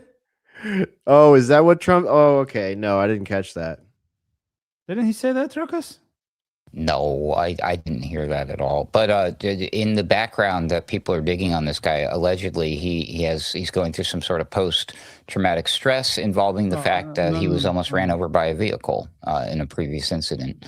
So these people are not well trained. Is something that I would like to point out. I'm gonna find that tweet. I'm gonna find the tweet here. Just. But Hesher, you will agree with me. I don't know if you saw this. I will find it and we will show this. But there was somebody shared this thing. It was DD Geopolitics, I believe, shared it on their X, where like an ICE agent is just getting into an altercation with a protester who's standing, a decent amount of space away from the officer, and he's got his non-lethal weapon, like his pepper spray rifle, aimed point blank at this person's face. Decides to just lower the non-lethal weapon and just pull his sidearm and point it point blank at the person's head as a threat.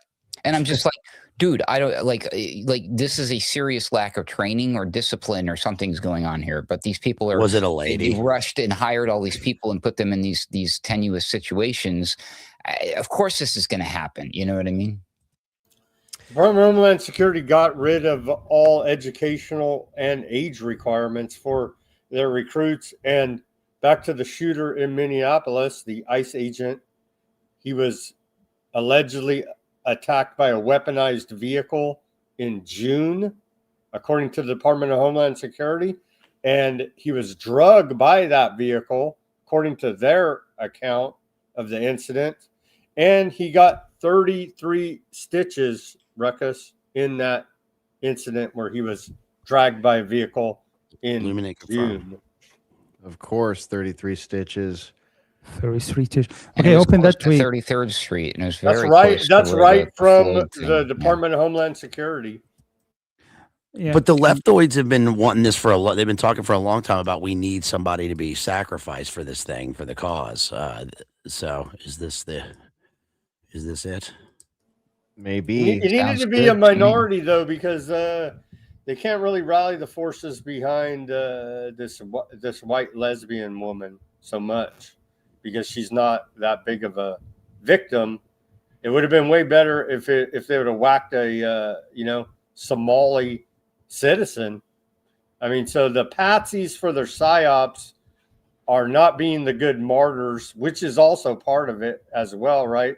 Because we never get a legitimate martyr. We get the George Floyds and this woman, and it feels like a giant Fed operation to me.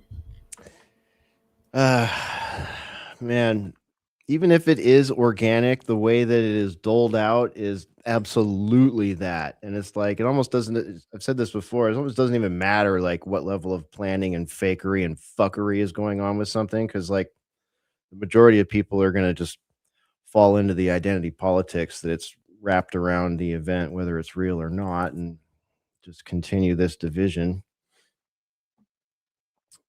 Let's see, what else do we got? Law Enforcement Appreciation Day, Hesher. I want you to recognize. Oh, is it? Yeah. And so instead of don't tread on me, back the blue, bro. Back the blue. You know, I hate those flags with the blue stripe on them. I mean, God, that is the most in-your-face, un-American thing you could possibly do is create another American flag, a fake American flag, and say that it is dedicated to just one class of people in this country. I think that is just disgusting. I understand there are people out there with police and their families and people that have great experience with certain cops, and there are some departments that are great out there and a lot of good people in that job, but at the same time, like, you're not fucking special, you're not different than us, you're a civilian just like we are. I also hate it. Back the blue, more like back the yeah. Wow, your mic like cut out like just at the crucial moment there. Turns out all of our law enforcement is trained over there in overseas in West Asia. So just throwing that out there as well. Since 9/11, I believe. Yeah, we have a lot of IDF that come here to the country to do training too, which I don't understand. They don't even carry their guns with a round in the chamber. I don't see how that fits in with any sort of training that would be relevant here, but what do I know? That's a true back the blue there. Well, it was promised to them. Yeah, that's what back the. But that gives us perspective why they see everyone as a domestic terrorist enemy combatant, the same way they see them over there in West Asia. Yeah, this Hesher, might can you explain open why that? allegedly in the Venezuela attack they hit like hospitals, and they did some very suspicious things that I've only seen like Israel doing in their fight against Hamas with the Gaza thing. Huh? What are you saying there, Pharaoh? Oh, can you open that X tweet that had the Trump truth social post? Yeah, I posted it again right here. I got it right. Ruckus, didn't Venezuela have their fentanyl manufacturing operations underneath the hospitals in Venezuela? Wasn't that Probably? Yeah. I think the Cubans were using Colombians as human shields or something. Okay. So read that. Okay, so this is from Donald Trump's Truth Social. Quote, I have just viewed the clip from the event which took place in Minneapolis, Minnesota. It is a horrible thing to watch. The woman screaming was obviously a professional agitator, and the woman driving the car was very disorderly, obstructing and resisting, who then violently, willfully, and viciously ran over the ICE officer who seems to have shot her in self-defense. Based on the attached clip, it's hard to believe he is alive, but he's now recovering in the hospital. There He's you go. fucking gaslighting us real time. We've Dude. seen the damn video. Where is that? I don't know. I sent you. That's the Fox News link, Hesher. That's the newest released She video. was It's driving one self-image. of these militarized MRAPs that the police have, you know? Mm-hmm. What car was it that she was driving? I haven't seen the video. It's like an SUV. Okay. Yeah, let's watch the clip and see how that matches Trump video that he watched. All right. So is this one you want to start with, Ruckus? Cell phone video released. This one from today. Sure, why not? I mean, this is the one now that they can say all of those. It doesn't matter because none of the footage matches what Trump just said there. But yeah, this is the one that they're going with. They say, well, see here, this is proof. Why no sound? I'm not mad at you. Show your face. I'm not mad at you. That's okay. We don't change our plates every morning, just so you know. It'll be the same plate when you come talk to us later. That's fine. U.S. citizen, former. You want to come at us? You want to come at us? I said go get yourself some lunch, big boy. Go ahead. Out of the car. Get out of the car. Get out of the car. Oh!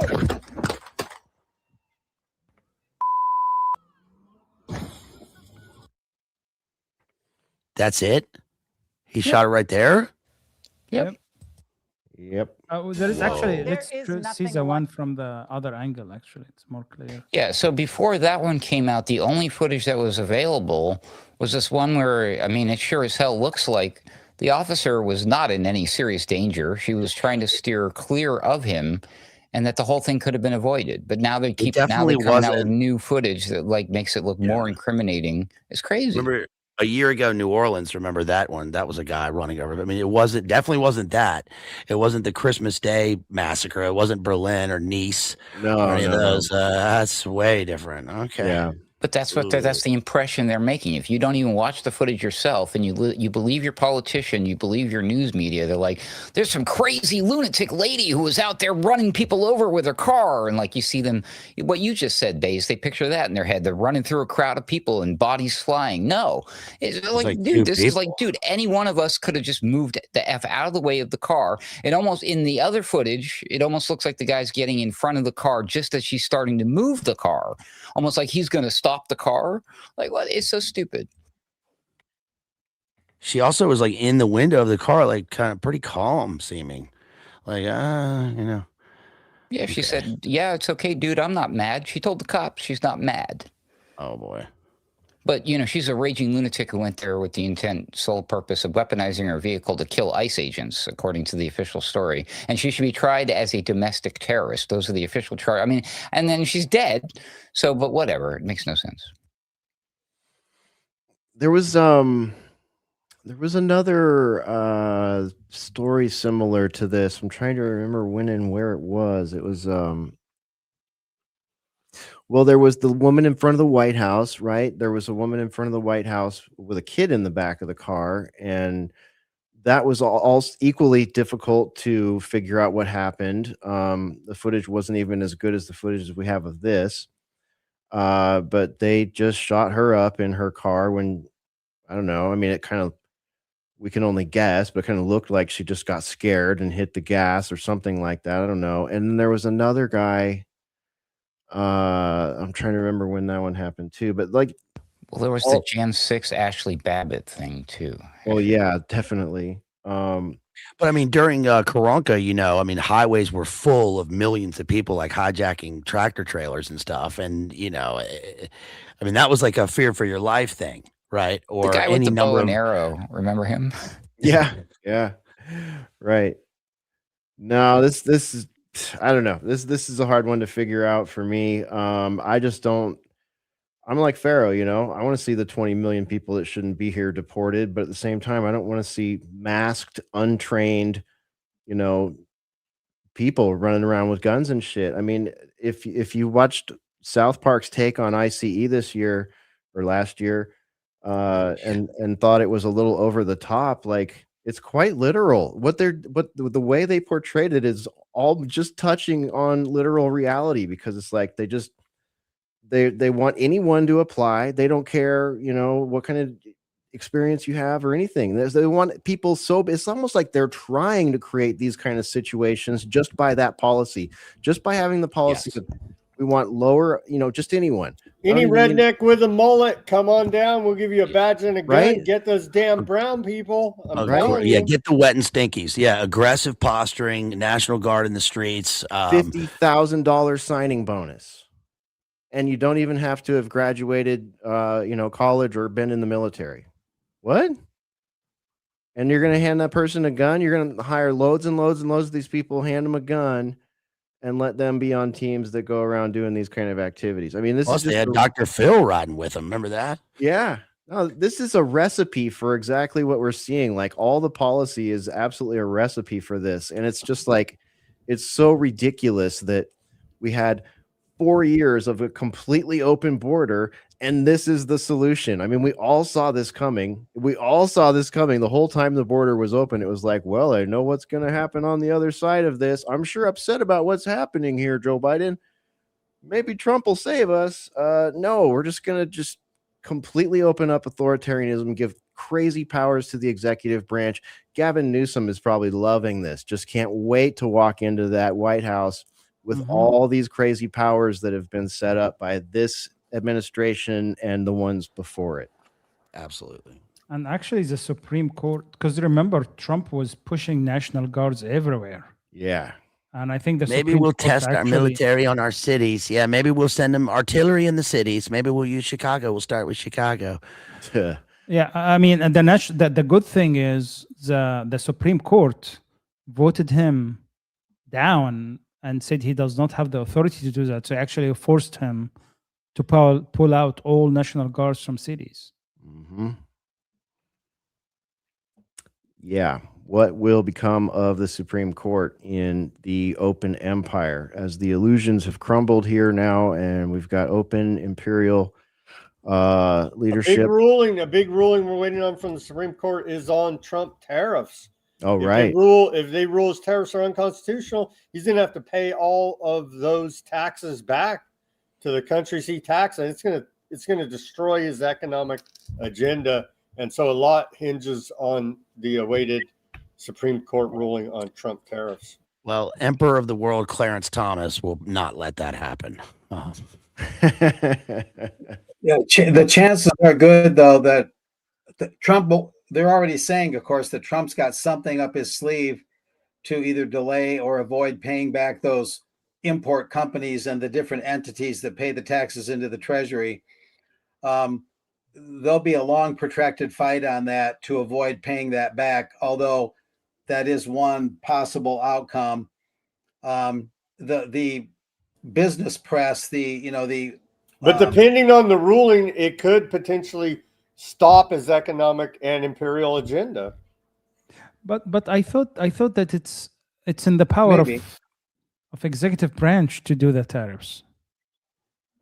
Why is it unconstitutional? Well, the Supreme Court's going to tell us what they rule on it because, you know, they honor the Constitution.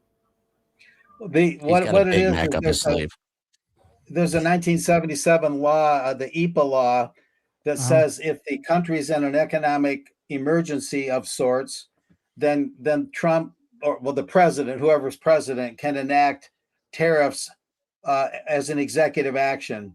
It's an exception to Congress having the power of the purse and the constitutional responsibility to enact excises and imposts, as they call them in the days of the Constitution. So all they have to do is declare an emergency, right? As with everything, we just say it's an emergency, and yeah, Constitution, yeah, that's a good idea, maybe, but we're in an emergency. Technically, that's right. Yeah, that either back in April when they enacted the tariff thing, they were saying it was an emergency then because of a huge trade deficits the U.S. was having and the huge trade surpluses China was having. And that's true by the numbers. But yeah, would they declare a new kind of economic emergency where the EPA law could be seen as even more relevant, again, giving them an exception to Congress having the sole power to raise revenue, as they say in Article It's not going to 1. help him that he's been going around talking, really talking up the economy for the last 3 months. The economy's booming. Everything's great. The job numbers were terrible. Everything's terrible. The tariffs are, so I don't know if that's going to help. The golden age, man. Yeah, We're the in golden age. Remember Sleepy Joe? And now he's asleep at all these White House meetings. By the way, when he wakes up, he eviscerates like a different shithole country every time. He just the Somalians, they stink. Did you hear that rant?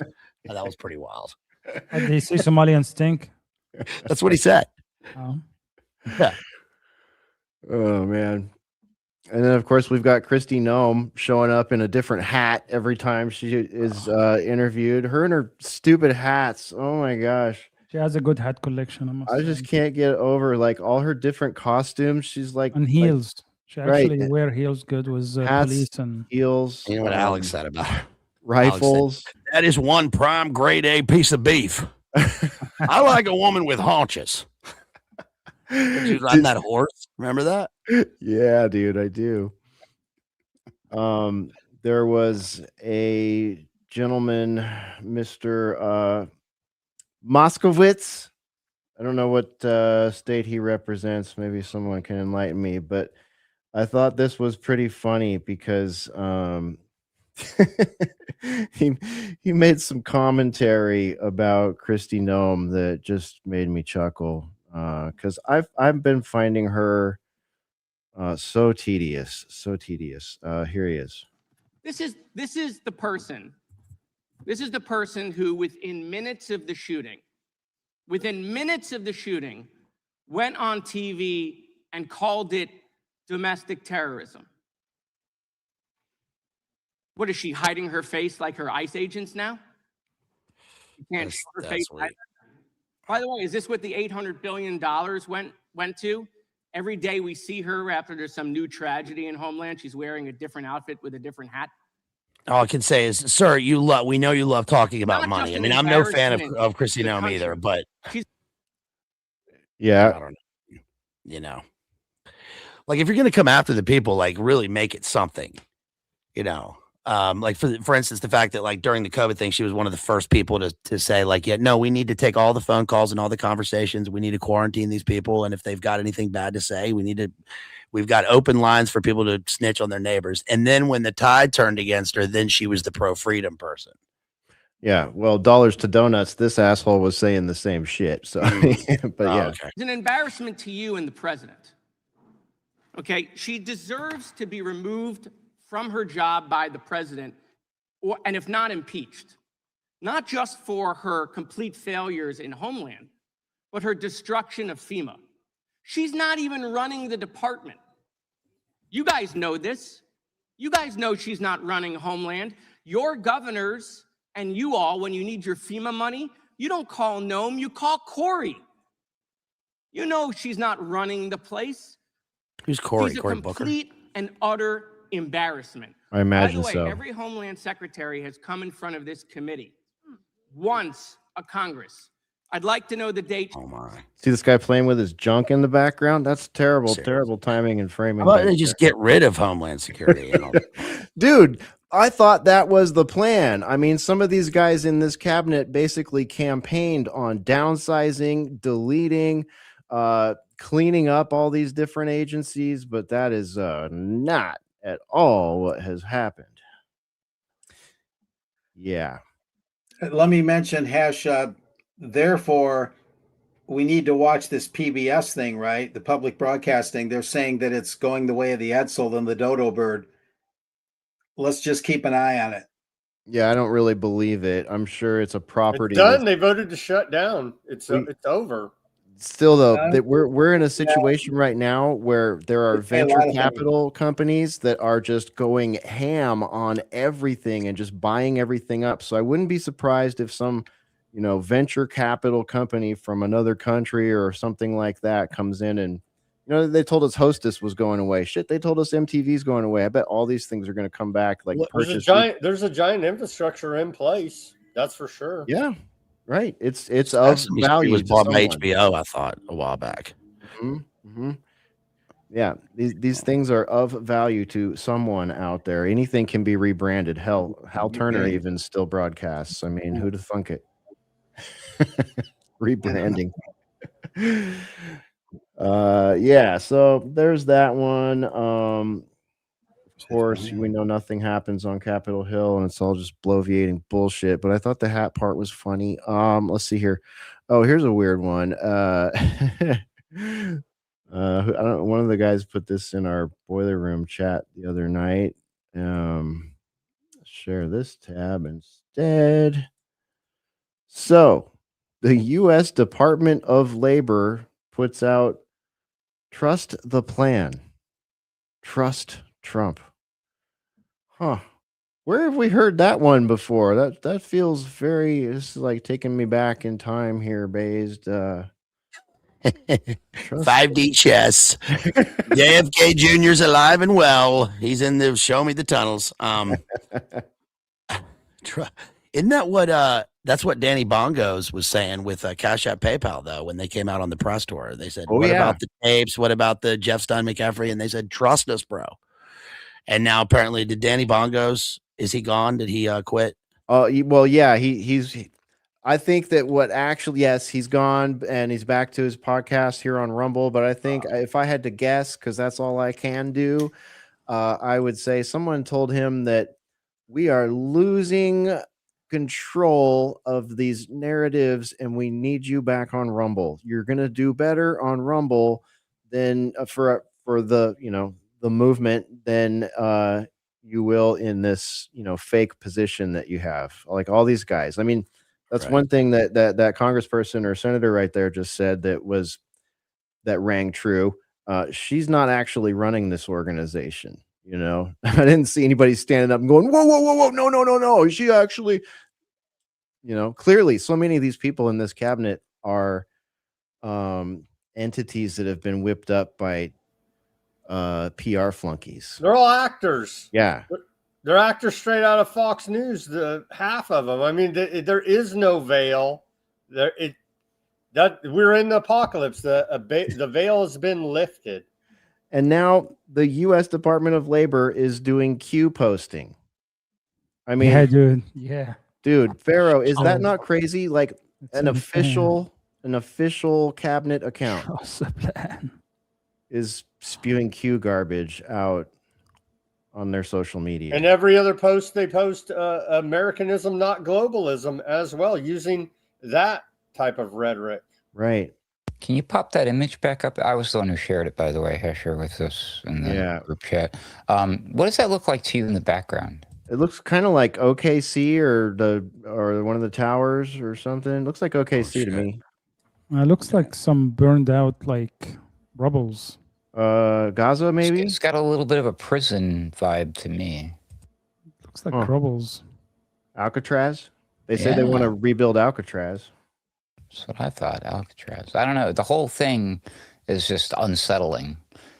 It's and the whole aesthetic. You know what this reminds me of? If this wasn't coming from the official, set aside the Q thing. If this wasn't coming from the official White House accounts, this is the type of thing I would expect to see coming from those. Oh, here's that word again. The ghosts. Remember the ghosts in the machine? The CIA propaganda special ops unit or whatever the F it is, right? Mm-hmm. This is the type of material and level and grade of propaganda that we were seeing like teased in those trailers that were trying to those recruitment videos. They did what, 3 of them? Those Yeah. things still creep me out thinking Yeah, about those them. were But yeah, those were nuts. here we are. But yeah, Can I you look just at say- it and it's like it's dark and it's like I compared it to, it's like, what is this? Is this a new dystopian series on Netflix or something? Hey, who's he No, this is saluting? real life. Yeah. Yeah. Say Silent Hill. Mm-hmm. Yeah.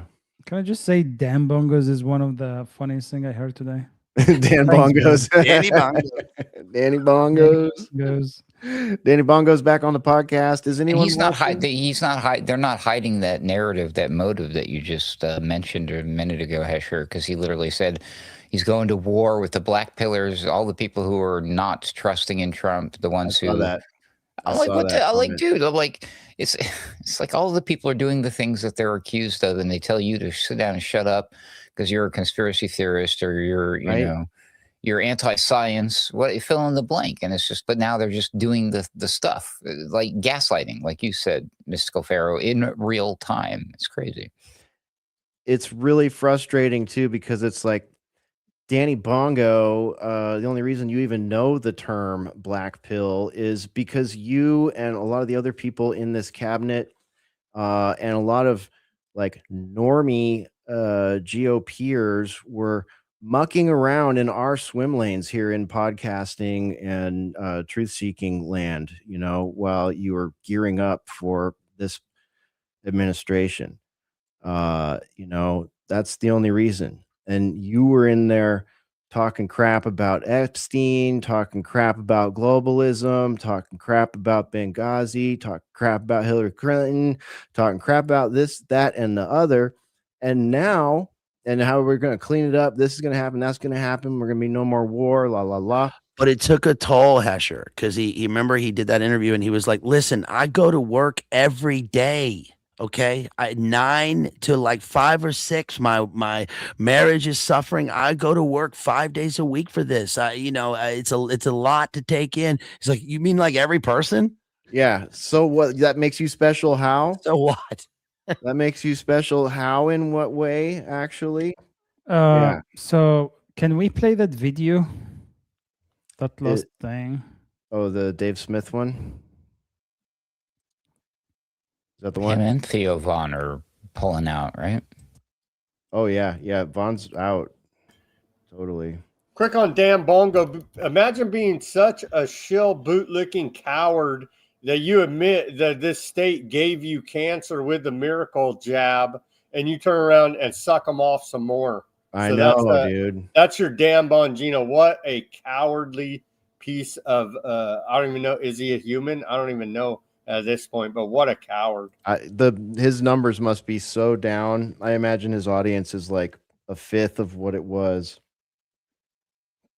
That's right. What cause is dear to your heart? Cause is dear to my Israel, the defense of Israel. What is number one? Is that AI? I don't know. You brought the link. You're supposed to. I don't vet know, it. man. I saw it like I just hope it's AI, because if it's not, then we just knew his. Now it's a why question he should mark. Epstein files, but you know. Oh man, the comments under this are gnarly. Just getting ratioed so badly. Is that new or old? Let's see. Here's a lot. Here's one that That's says old. I've seen that clip floating around for probably like a year. It's pretty So it's old. true. It looks I don't like know if it's true, but it's been floating around the internet for a while. It looks like it. Yeah, there's enough people commenting under here. It looks like it's probably legit. All right. Well, Yeah, here you go. Here's the picture right here. This one says it all as far as this story goes. Boom.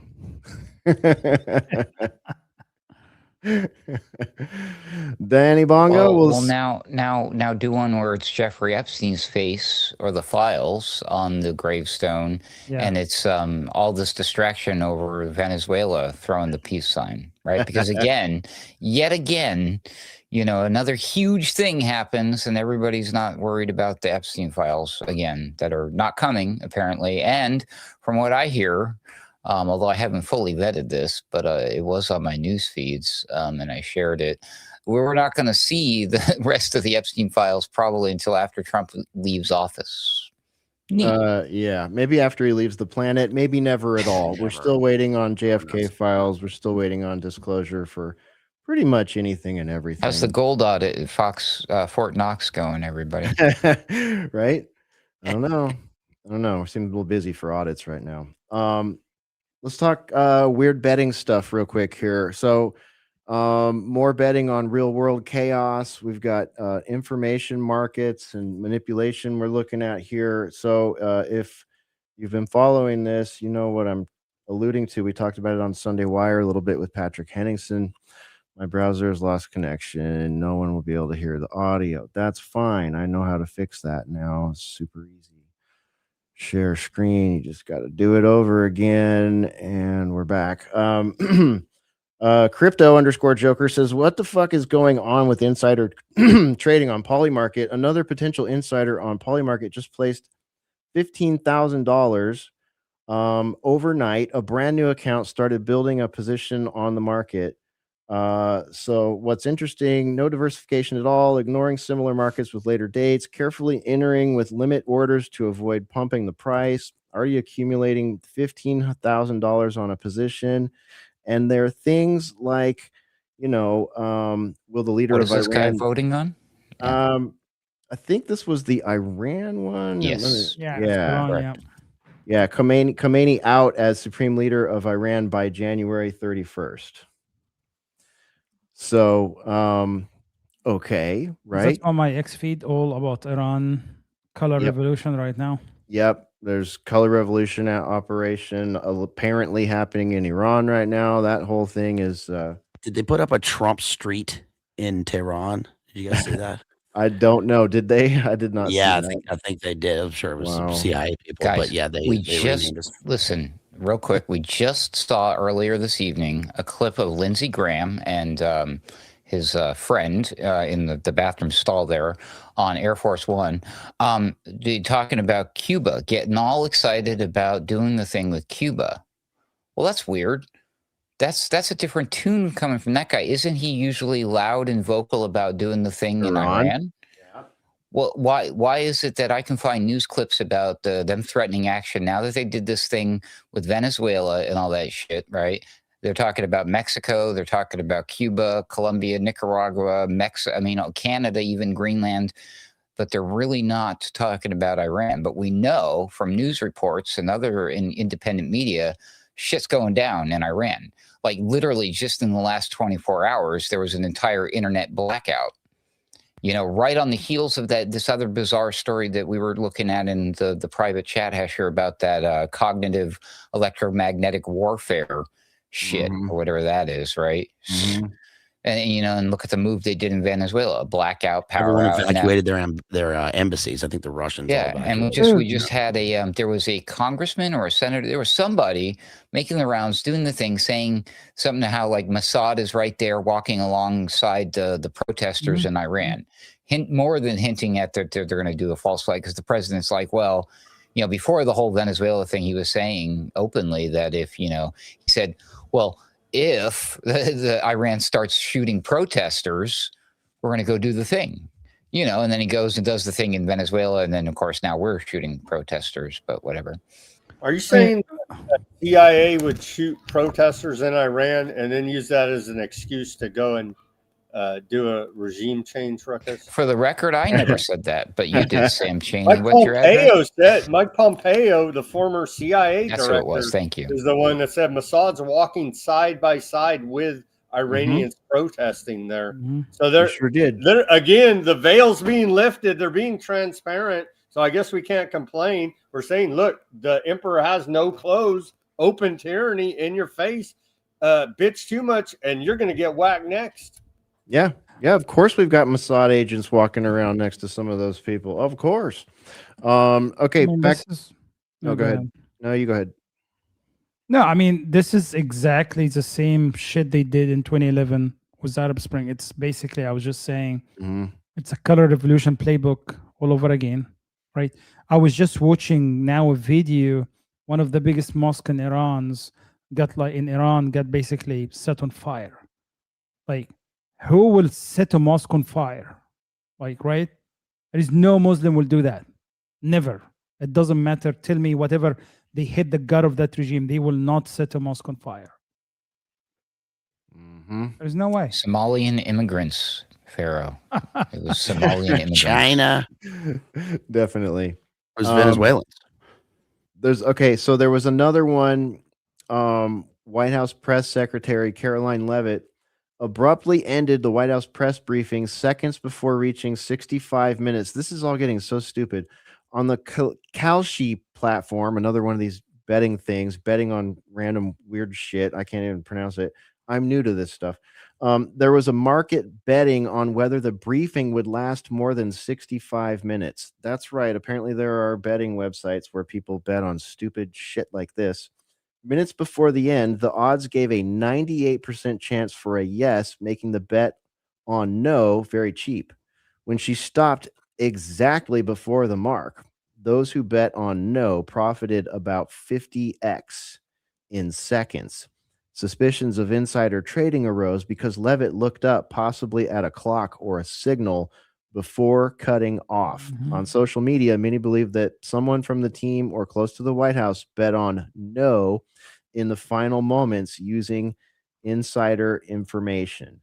Let's look at her abrupt ending here and see if we see anything suspicious. In November of last year. And so I would encourage everyone to take a look at the website. It's quite well done. And thank you all very much. It's great to be back with you.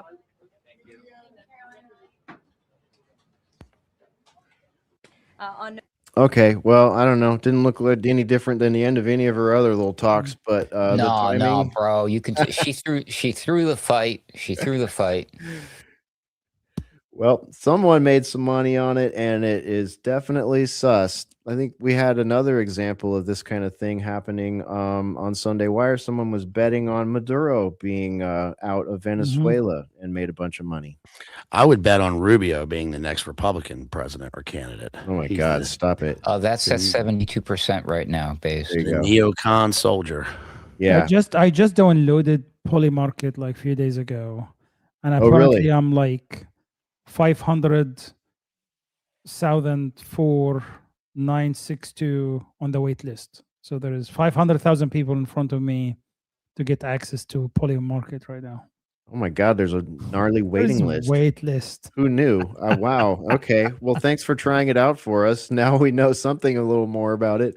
This is all very interesting and weird. All right. And last one I got for you guys, I saw people complaining today because the Doomsday plane flew into LAX, and they're mad because the Doomsday plane costs us taxpayers $372,496 per hour to fly, whereas the standard cabinet jet costs $42,936 an hour to fly.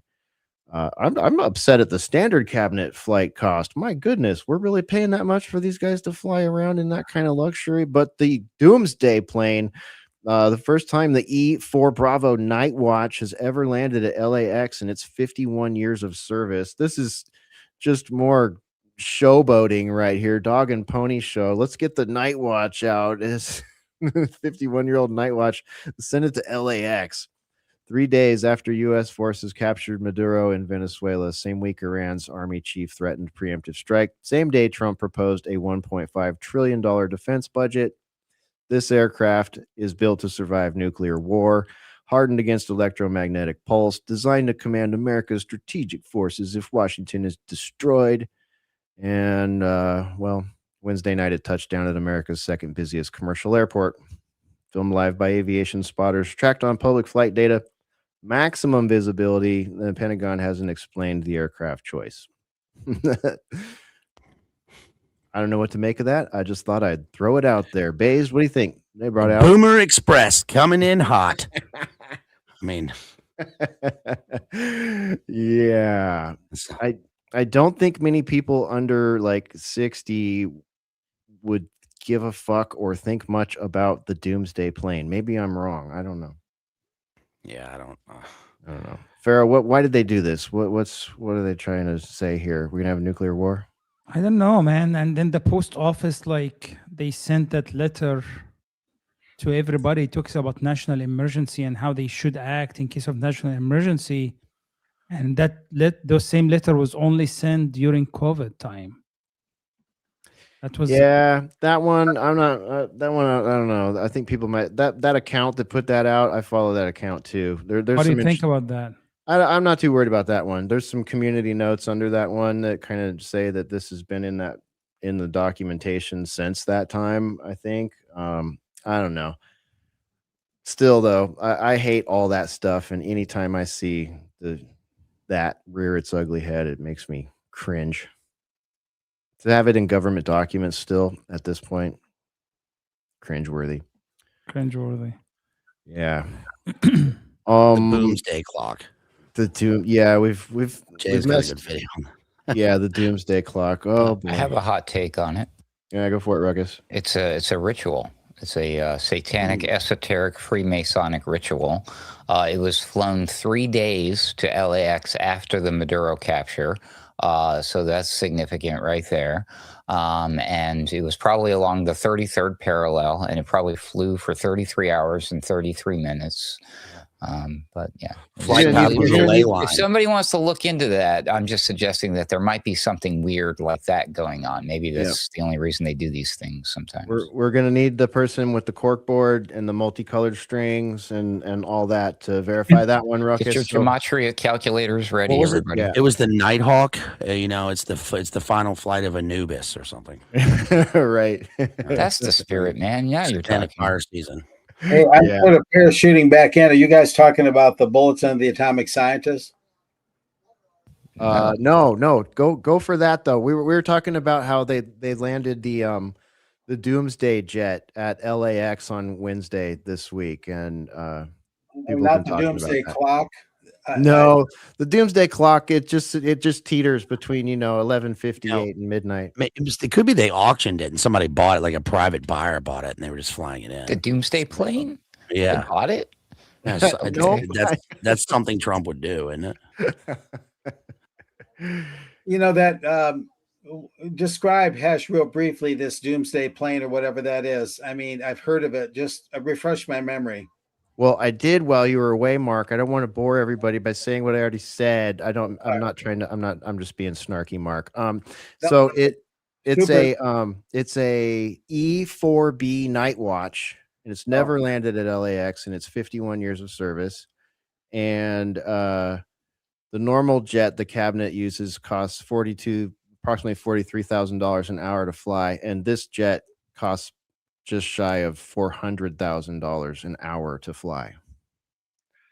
Okay, so the main personnel that would have the football and all the nuclear launch codes. That's the one. It's the one that they would use to defend the country, and if Washington was nuked. COG stuff. The nuclear arsenal, that whole thing has been something of an enigma over the decades.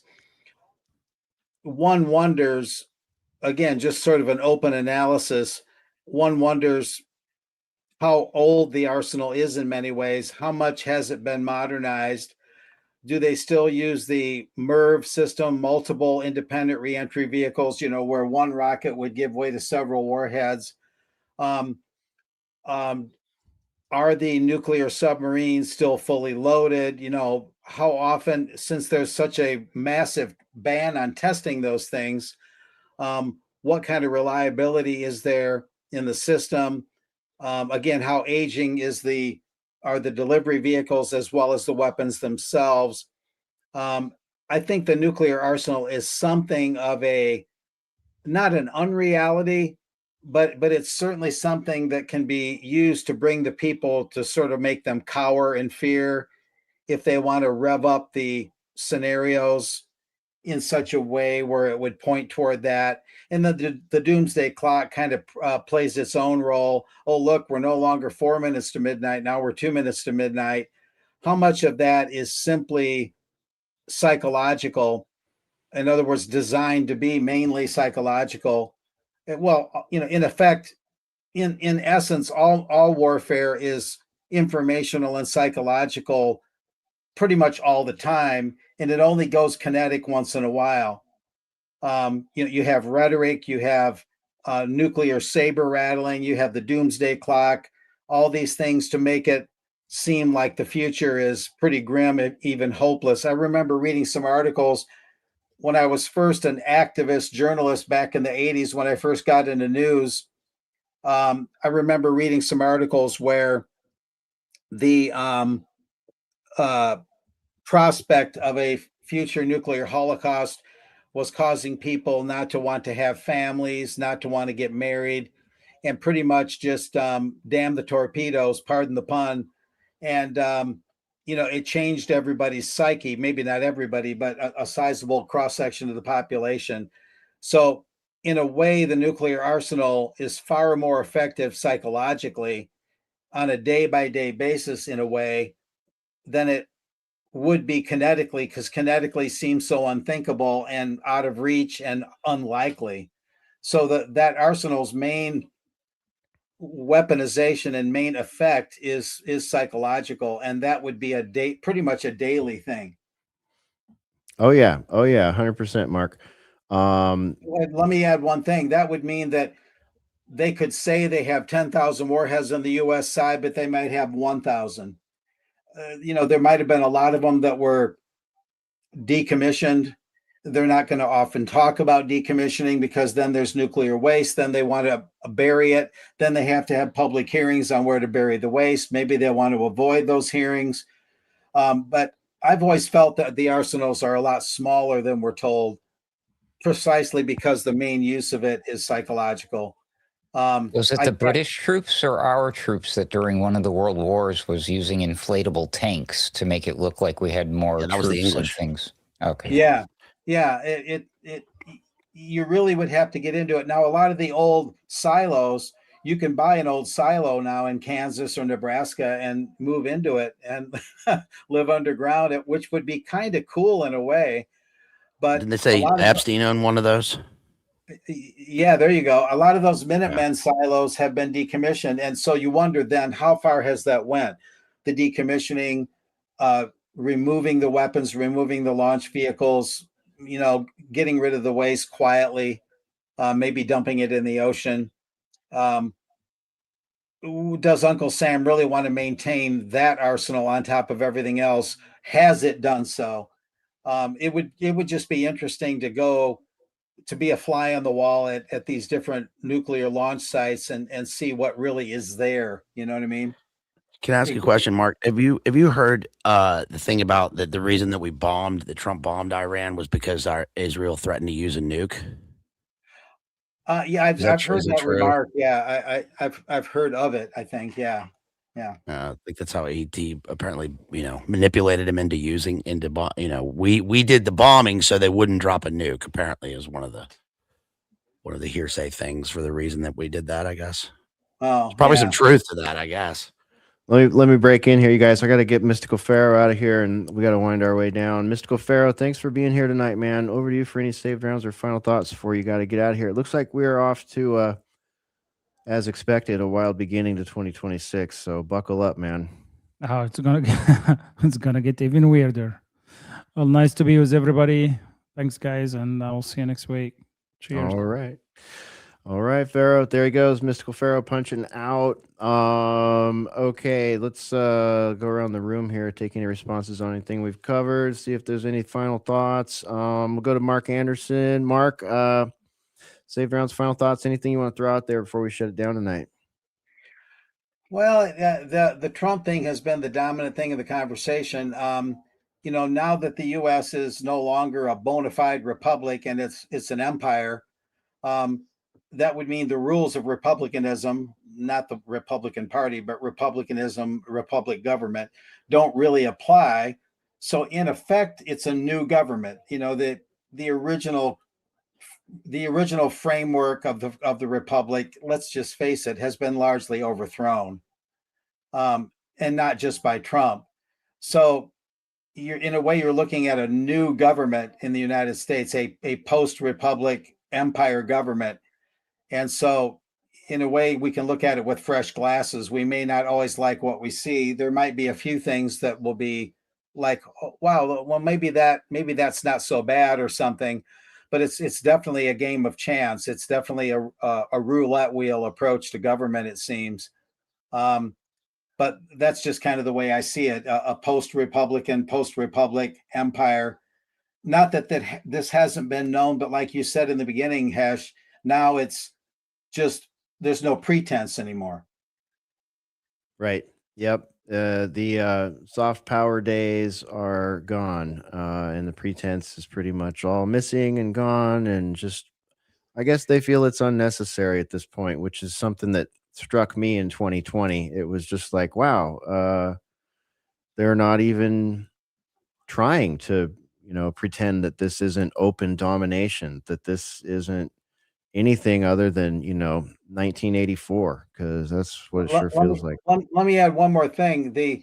If they try and say it's Monroe Doctrine, as far as I understand it, that would not be true, because the Monroe Doctrine was more of a defensive measure to not have a overbearing, after breaking free of the British Empire, to not have an overbearing European intrigue and influence on the government. What's going on now is very proactive. It's not defensive. It's offensive. It's very much a proactive, strident, hemisphere-wide thing. Now we might see it's the Donroe Doctrine. Remember, it's not the Monroe Doctrine anymore. That's very clever. I mean, if the early talk about tariff revenue, if the Supreme Court does not knock that tariff thing down, if somehow that survives, all that talk about, well, we don't need the IRS anymore, we'll have the External Revenue Service, let's get rid of the 1040. A lot of us wouldn't mind that, especially the lower and middle classes, but sundry occasional benefits like that might not be enough, just like inadvertent, well, there's a little perk here and a perk there. If we're to have a free society, we need more than just perks. We need assurances. So I'll leave it with that. Yeah.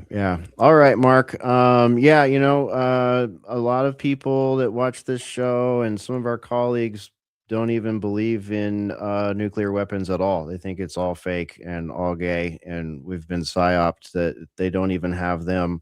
It's not real. What we saw at Hiroshima and Nagasaki were mass firebombs and not,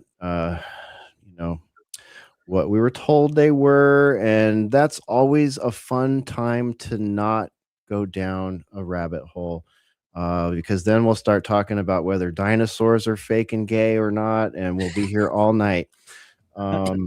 But my door is open on all these topics, that's for sure. They all have great arguments on each side. But Mark, it was great to have you tonight. thetruthhound.com is where you find Mark. ukcolumn.org on Fridays. That's been changed. I've been reassigned to be writing more articles and doing more interviews and not appearing on the regular news as much. So okay, just a footnote. And nice meeting Sam. I don't think I've been on. Yes. Yeah, awesome, Sam. Good stuff. Yeah, absolutely. Glad you guys were here together tonight. We'll see you next time, Mark. Yeah, sorry I had the long breaks, some unavoidable domestic matters. See you guys later. All right, later, man. There goes Mark Anderson. I'll send it over to Sam. Sam, thanks for being here tonight. Any saved rounds, final thoughts, anything you want to throw out there before we got to let you go? Be sure and follow Weaponized News if you're not already on Rumble and X. Yeah, thank you, Hesher. Thank you, Ruckus, and everybody on this broadcast. Yeah, comply with the feds or they're going to kill you. And that's America. And so MAGA loves it. And so they're going to get the tyranny that they love. And I don't even want to hear it when a Democrat gets in power and uses that same government tyranny, because we know if the roles were reversed, they'd be screaming, jumping up and down, and all the conservatives' mouths are quiet. So they're all clowns as well as the Democrat left-wingers, whatever you want to call them, because people refuse to see what's in front of their face. There is no deep state. There is no whatever. It's the government. And they keep us fighting amongst each other. Republican, Democrat, it's the government. And we're going to see an escalation of destabilization in this country because they've already kicked it off, as we can see. And it's going to escalate here now. Because as long as we're all fighting with each other, we don't point our finger back at the corrupt government. Yeah, man. De-escalation tactics would be so easy to apply with many of the things that we have discussed tonight. And what we see is the opposite. We see kerosene being launched onto small flames, open flames, large flames. Anyway, Sam, thanks for being here tonight. Appreciate your time. Appreciate what you do out there. Weaponized News. There he goes. Hit and eject from the boiler room. Bazed, over to you, man. Save rounds, final thoughts. Yeah, I would just like to remind people that the tagging and bagging of Maduro does have some historical precedent. I haven't really heard anybody talking about the time that Hitler sent Otto Skorzeny to do the same thing to Mussolini on top of the Gran Sasso. It was a legendary story from World War II. He went in on a glider. No fatalities, took the former fascist Duce and then glided off the mountain and got back to Germany safely. Pretty wild event. Is sort of a forerunner of special operations. Of course, there was what's his name in Panama? I can't remember the fucking guy's name anymore. But Noriega. But anyway, yeah, interesting stuff. I did put an article in there in the chat about this grave robbing thing, which is wild. If it's total change of subject. But if you guys saw the news about that, there was apparently a bust of a massive grave robber who robbed 151 graves in some cemetery. If you guys right after Ed Gein becomes like a cultural phenomenon. Are you kidding me, dude? I just heard about this today. I put it right. Yeah, it's that Guardian link right there. They said it was the worst thing that they've ever seen. I just put it there because we've actually talked about stuff like this before over the years. Remember, they found the House of Horrors like in downtown, like Phoenix. Yep. Remember, they had all the shipping containers. There was the story about the guy whose grandmother died. Remember, and they were, he took her to the funeral home, and then, unbeknownst to him, they sold her body to science, which then sold it to the military. And then the next thing he knew, on a firing range, he was shooting at his actual grandmother's carcass.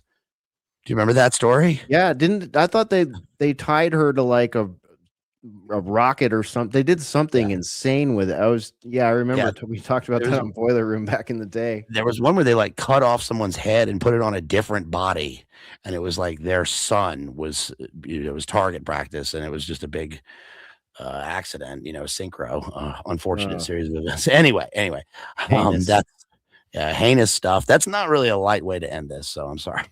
But yeah, happy New Year to everybody. I hope the new year is blessed for us. I hope that even though we started off with some crazy stuff, it's actually better than last year. Remember last year we had the New Orleans thing, and then we had the bomb and the mass casualty events, and hopefully we won't see that again, and hopefully we'll have peace in our time. So thanks, you guys. Love you. I hope so, man. Love you too, buddy. There goes Bazed-Lit Analyzer. I don't know, man. I don't know, Ruckus, if this year's kickoff. It doesn't seem like he's been paying attention. I think this year's kickoff may have escalated from last year, personally. But, we just took over our country. We just invaded and kidnapped the president and his wife. Get the heck out of here. I think this one takes the cake, yo. And we just watched somebody get shot in the face. Last year it was a Tesla with some fireworks inside, and that. Yeah, I don't know. We don't need to put it on the scale, but yeah, this year's going to be a weird one for sure. A lot of independent analysts and tech people who pay attention to the technocracy have been pointing out that 2025 was laying the groundwork, the foundation, and that 2026 is time to go to work. And that's what we're seeing. So there's two things. So there's this one, Hesher, that we were taking a look at in the in our private chat about the cognitive electromagnetic warfare. No, cognitive electronic warfare. There we go. Not electromagnetic. Sorry. So there was this. So there's the X post about the. If you want to read that part there. So cognitive electromagnetic warfare is now a budget line item. The public deserves honesty, says at Len Bear MD. In the NDAA fiscal year 2026, there's a line 106 titled Cognitive Electromagnetic Warfare, priced at $44 million and some change. Is listed under Department of the Air Force, RDT&E, Research, Development, Test, and Evaluation. This title signals that the DoD considers cognitive effects within the electromagnetic domain to be a legitimate area of capability development with real dollars attached. The reality or even feasibility of this capability has been concealed from us, the American public, for a long time. And he goes on from there, but we'll link that on the show page. So more your tax dollars being used for you. I mean, against you, maybe. We don't know who, actually. And it sounds awfully intimidating, and I'm sure it is. But when you start digging into it, a lot of it involves what they said they were going to do is they were going to ramrod warp speed into the military artificial intelligence.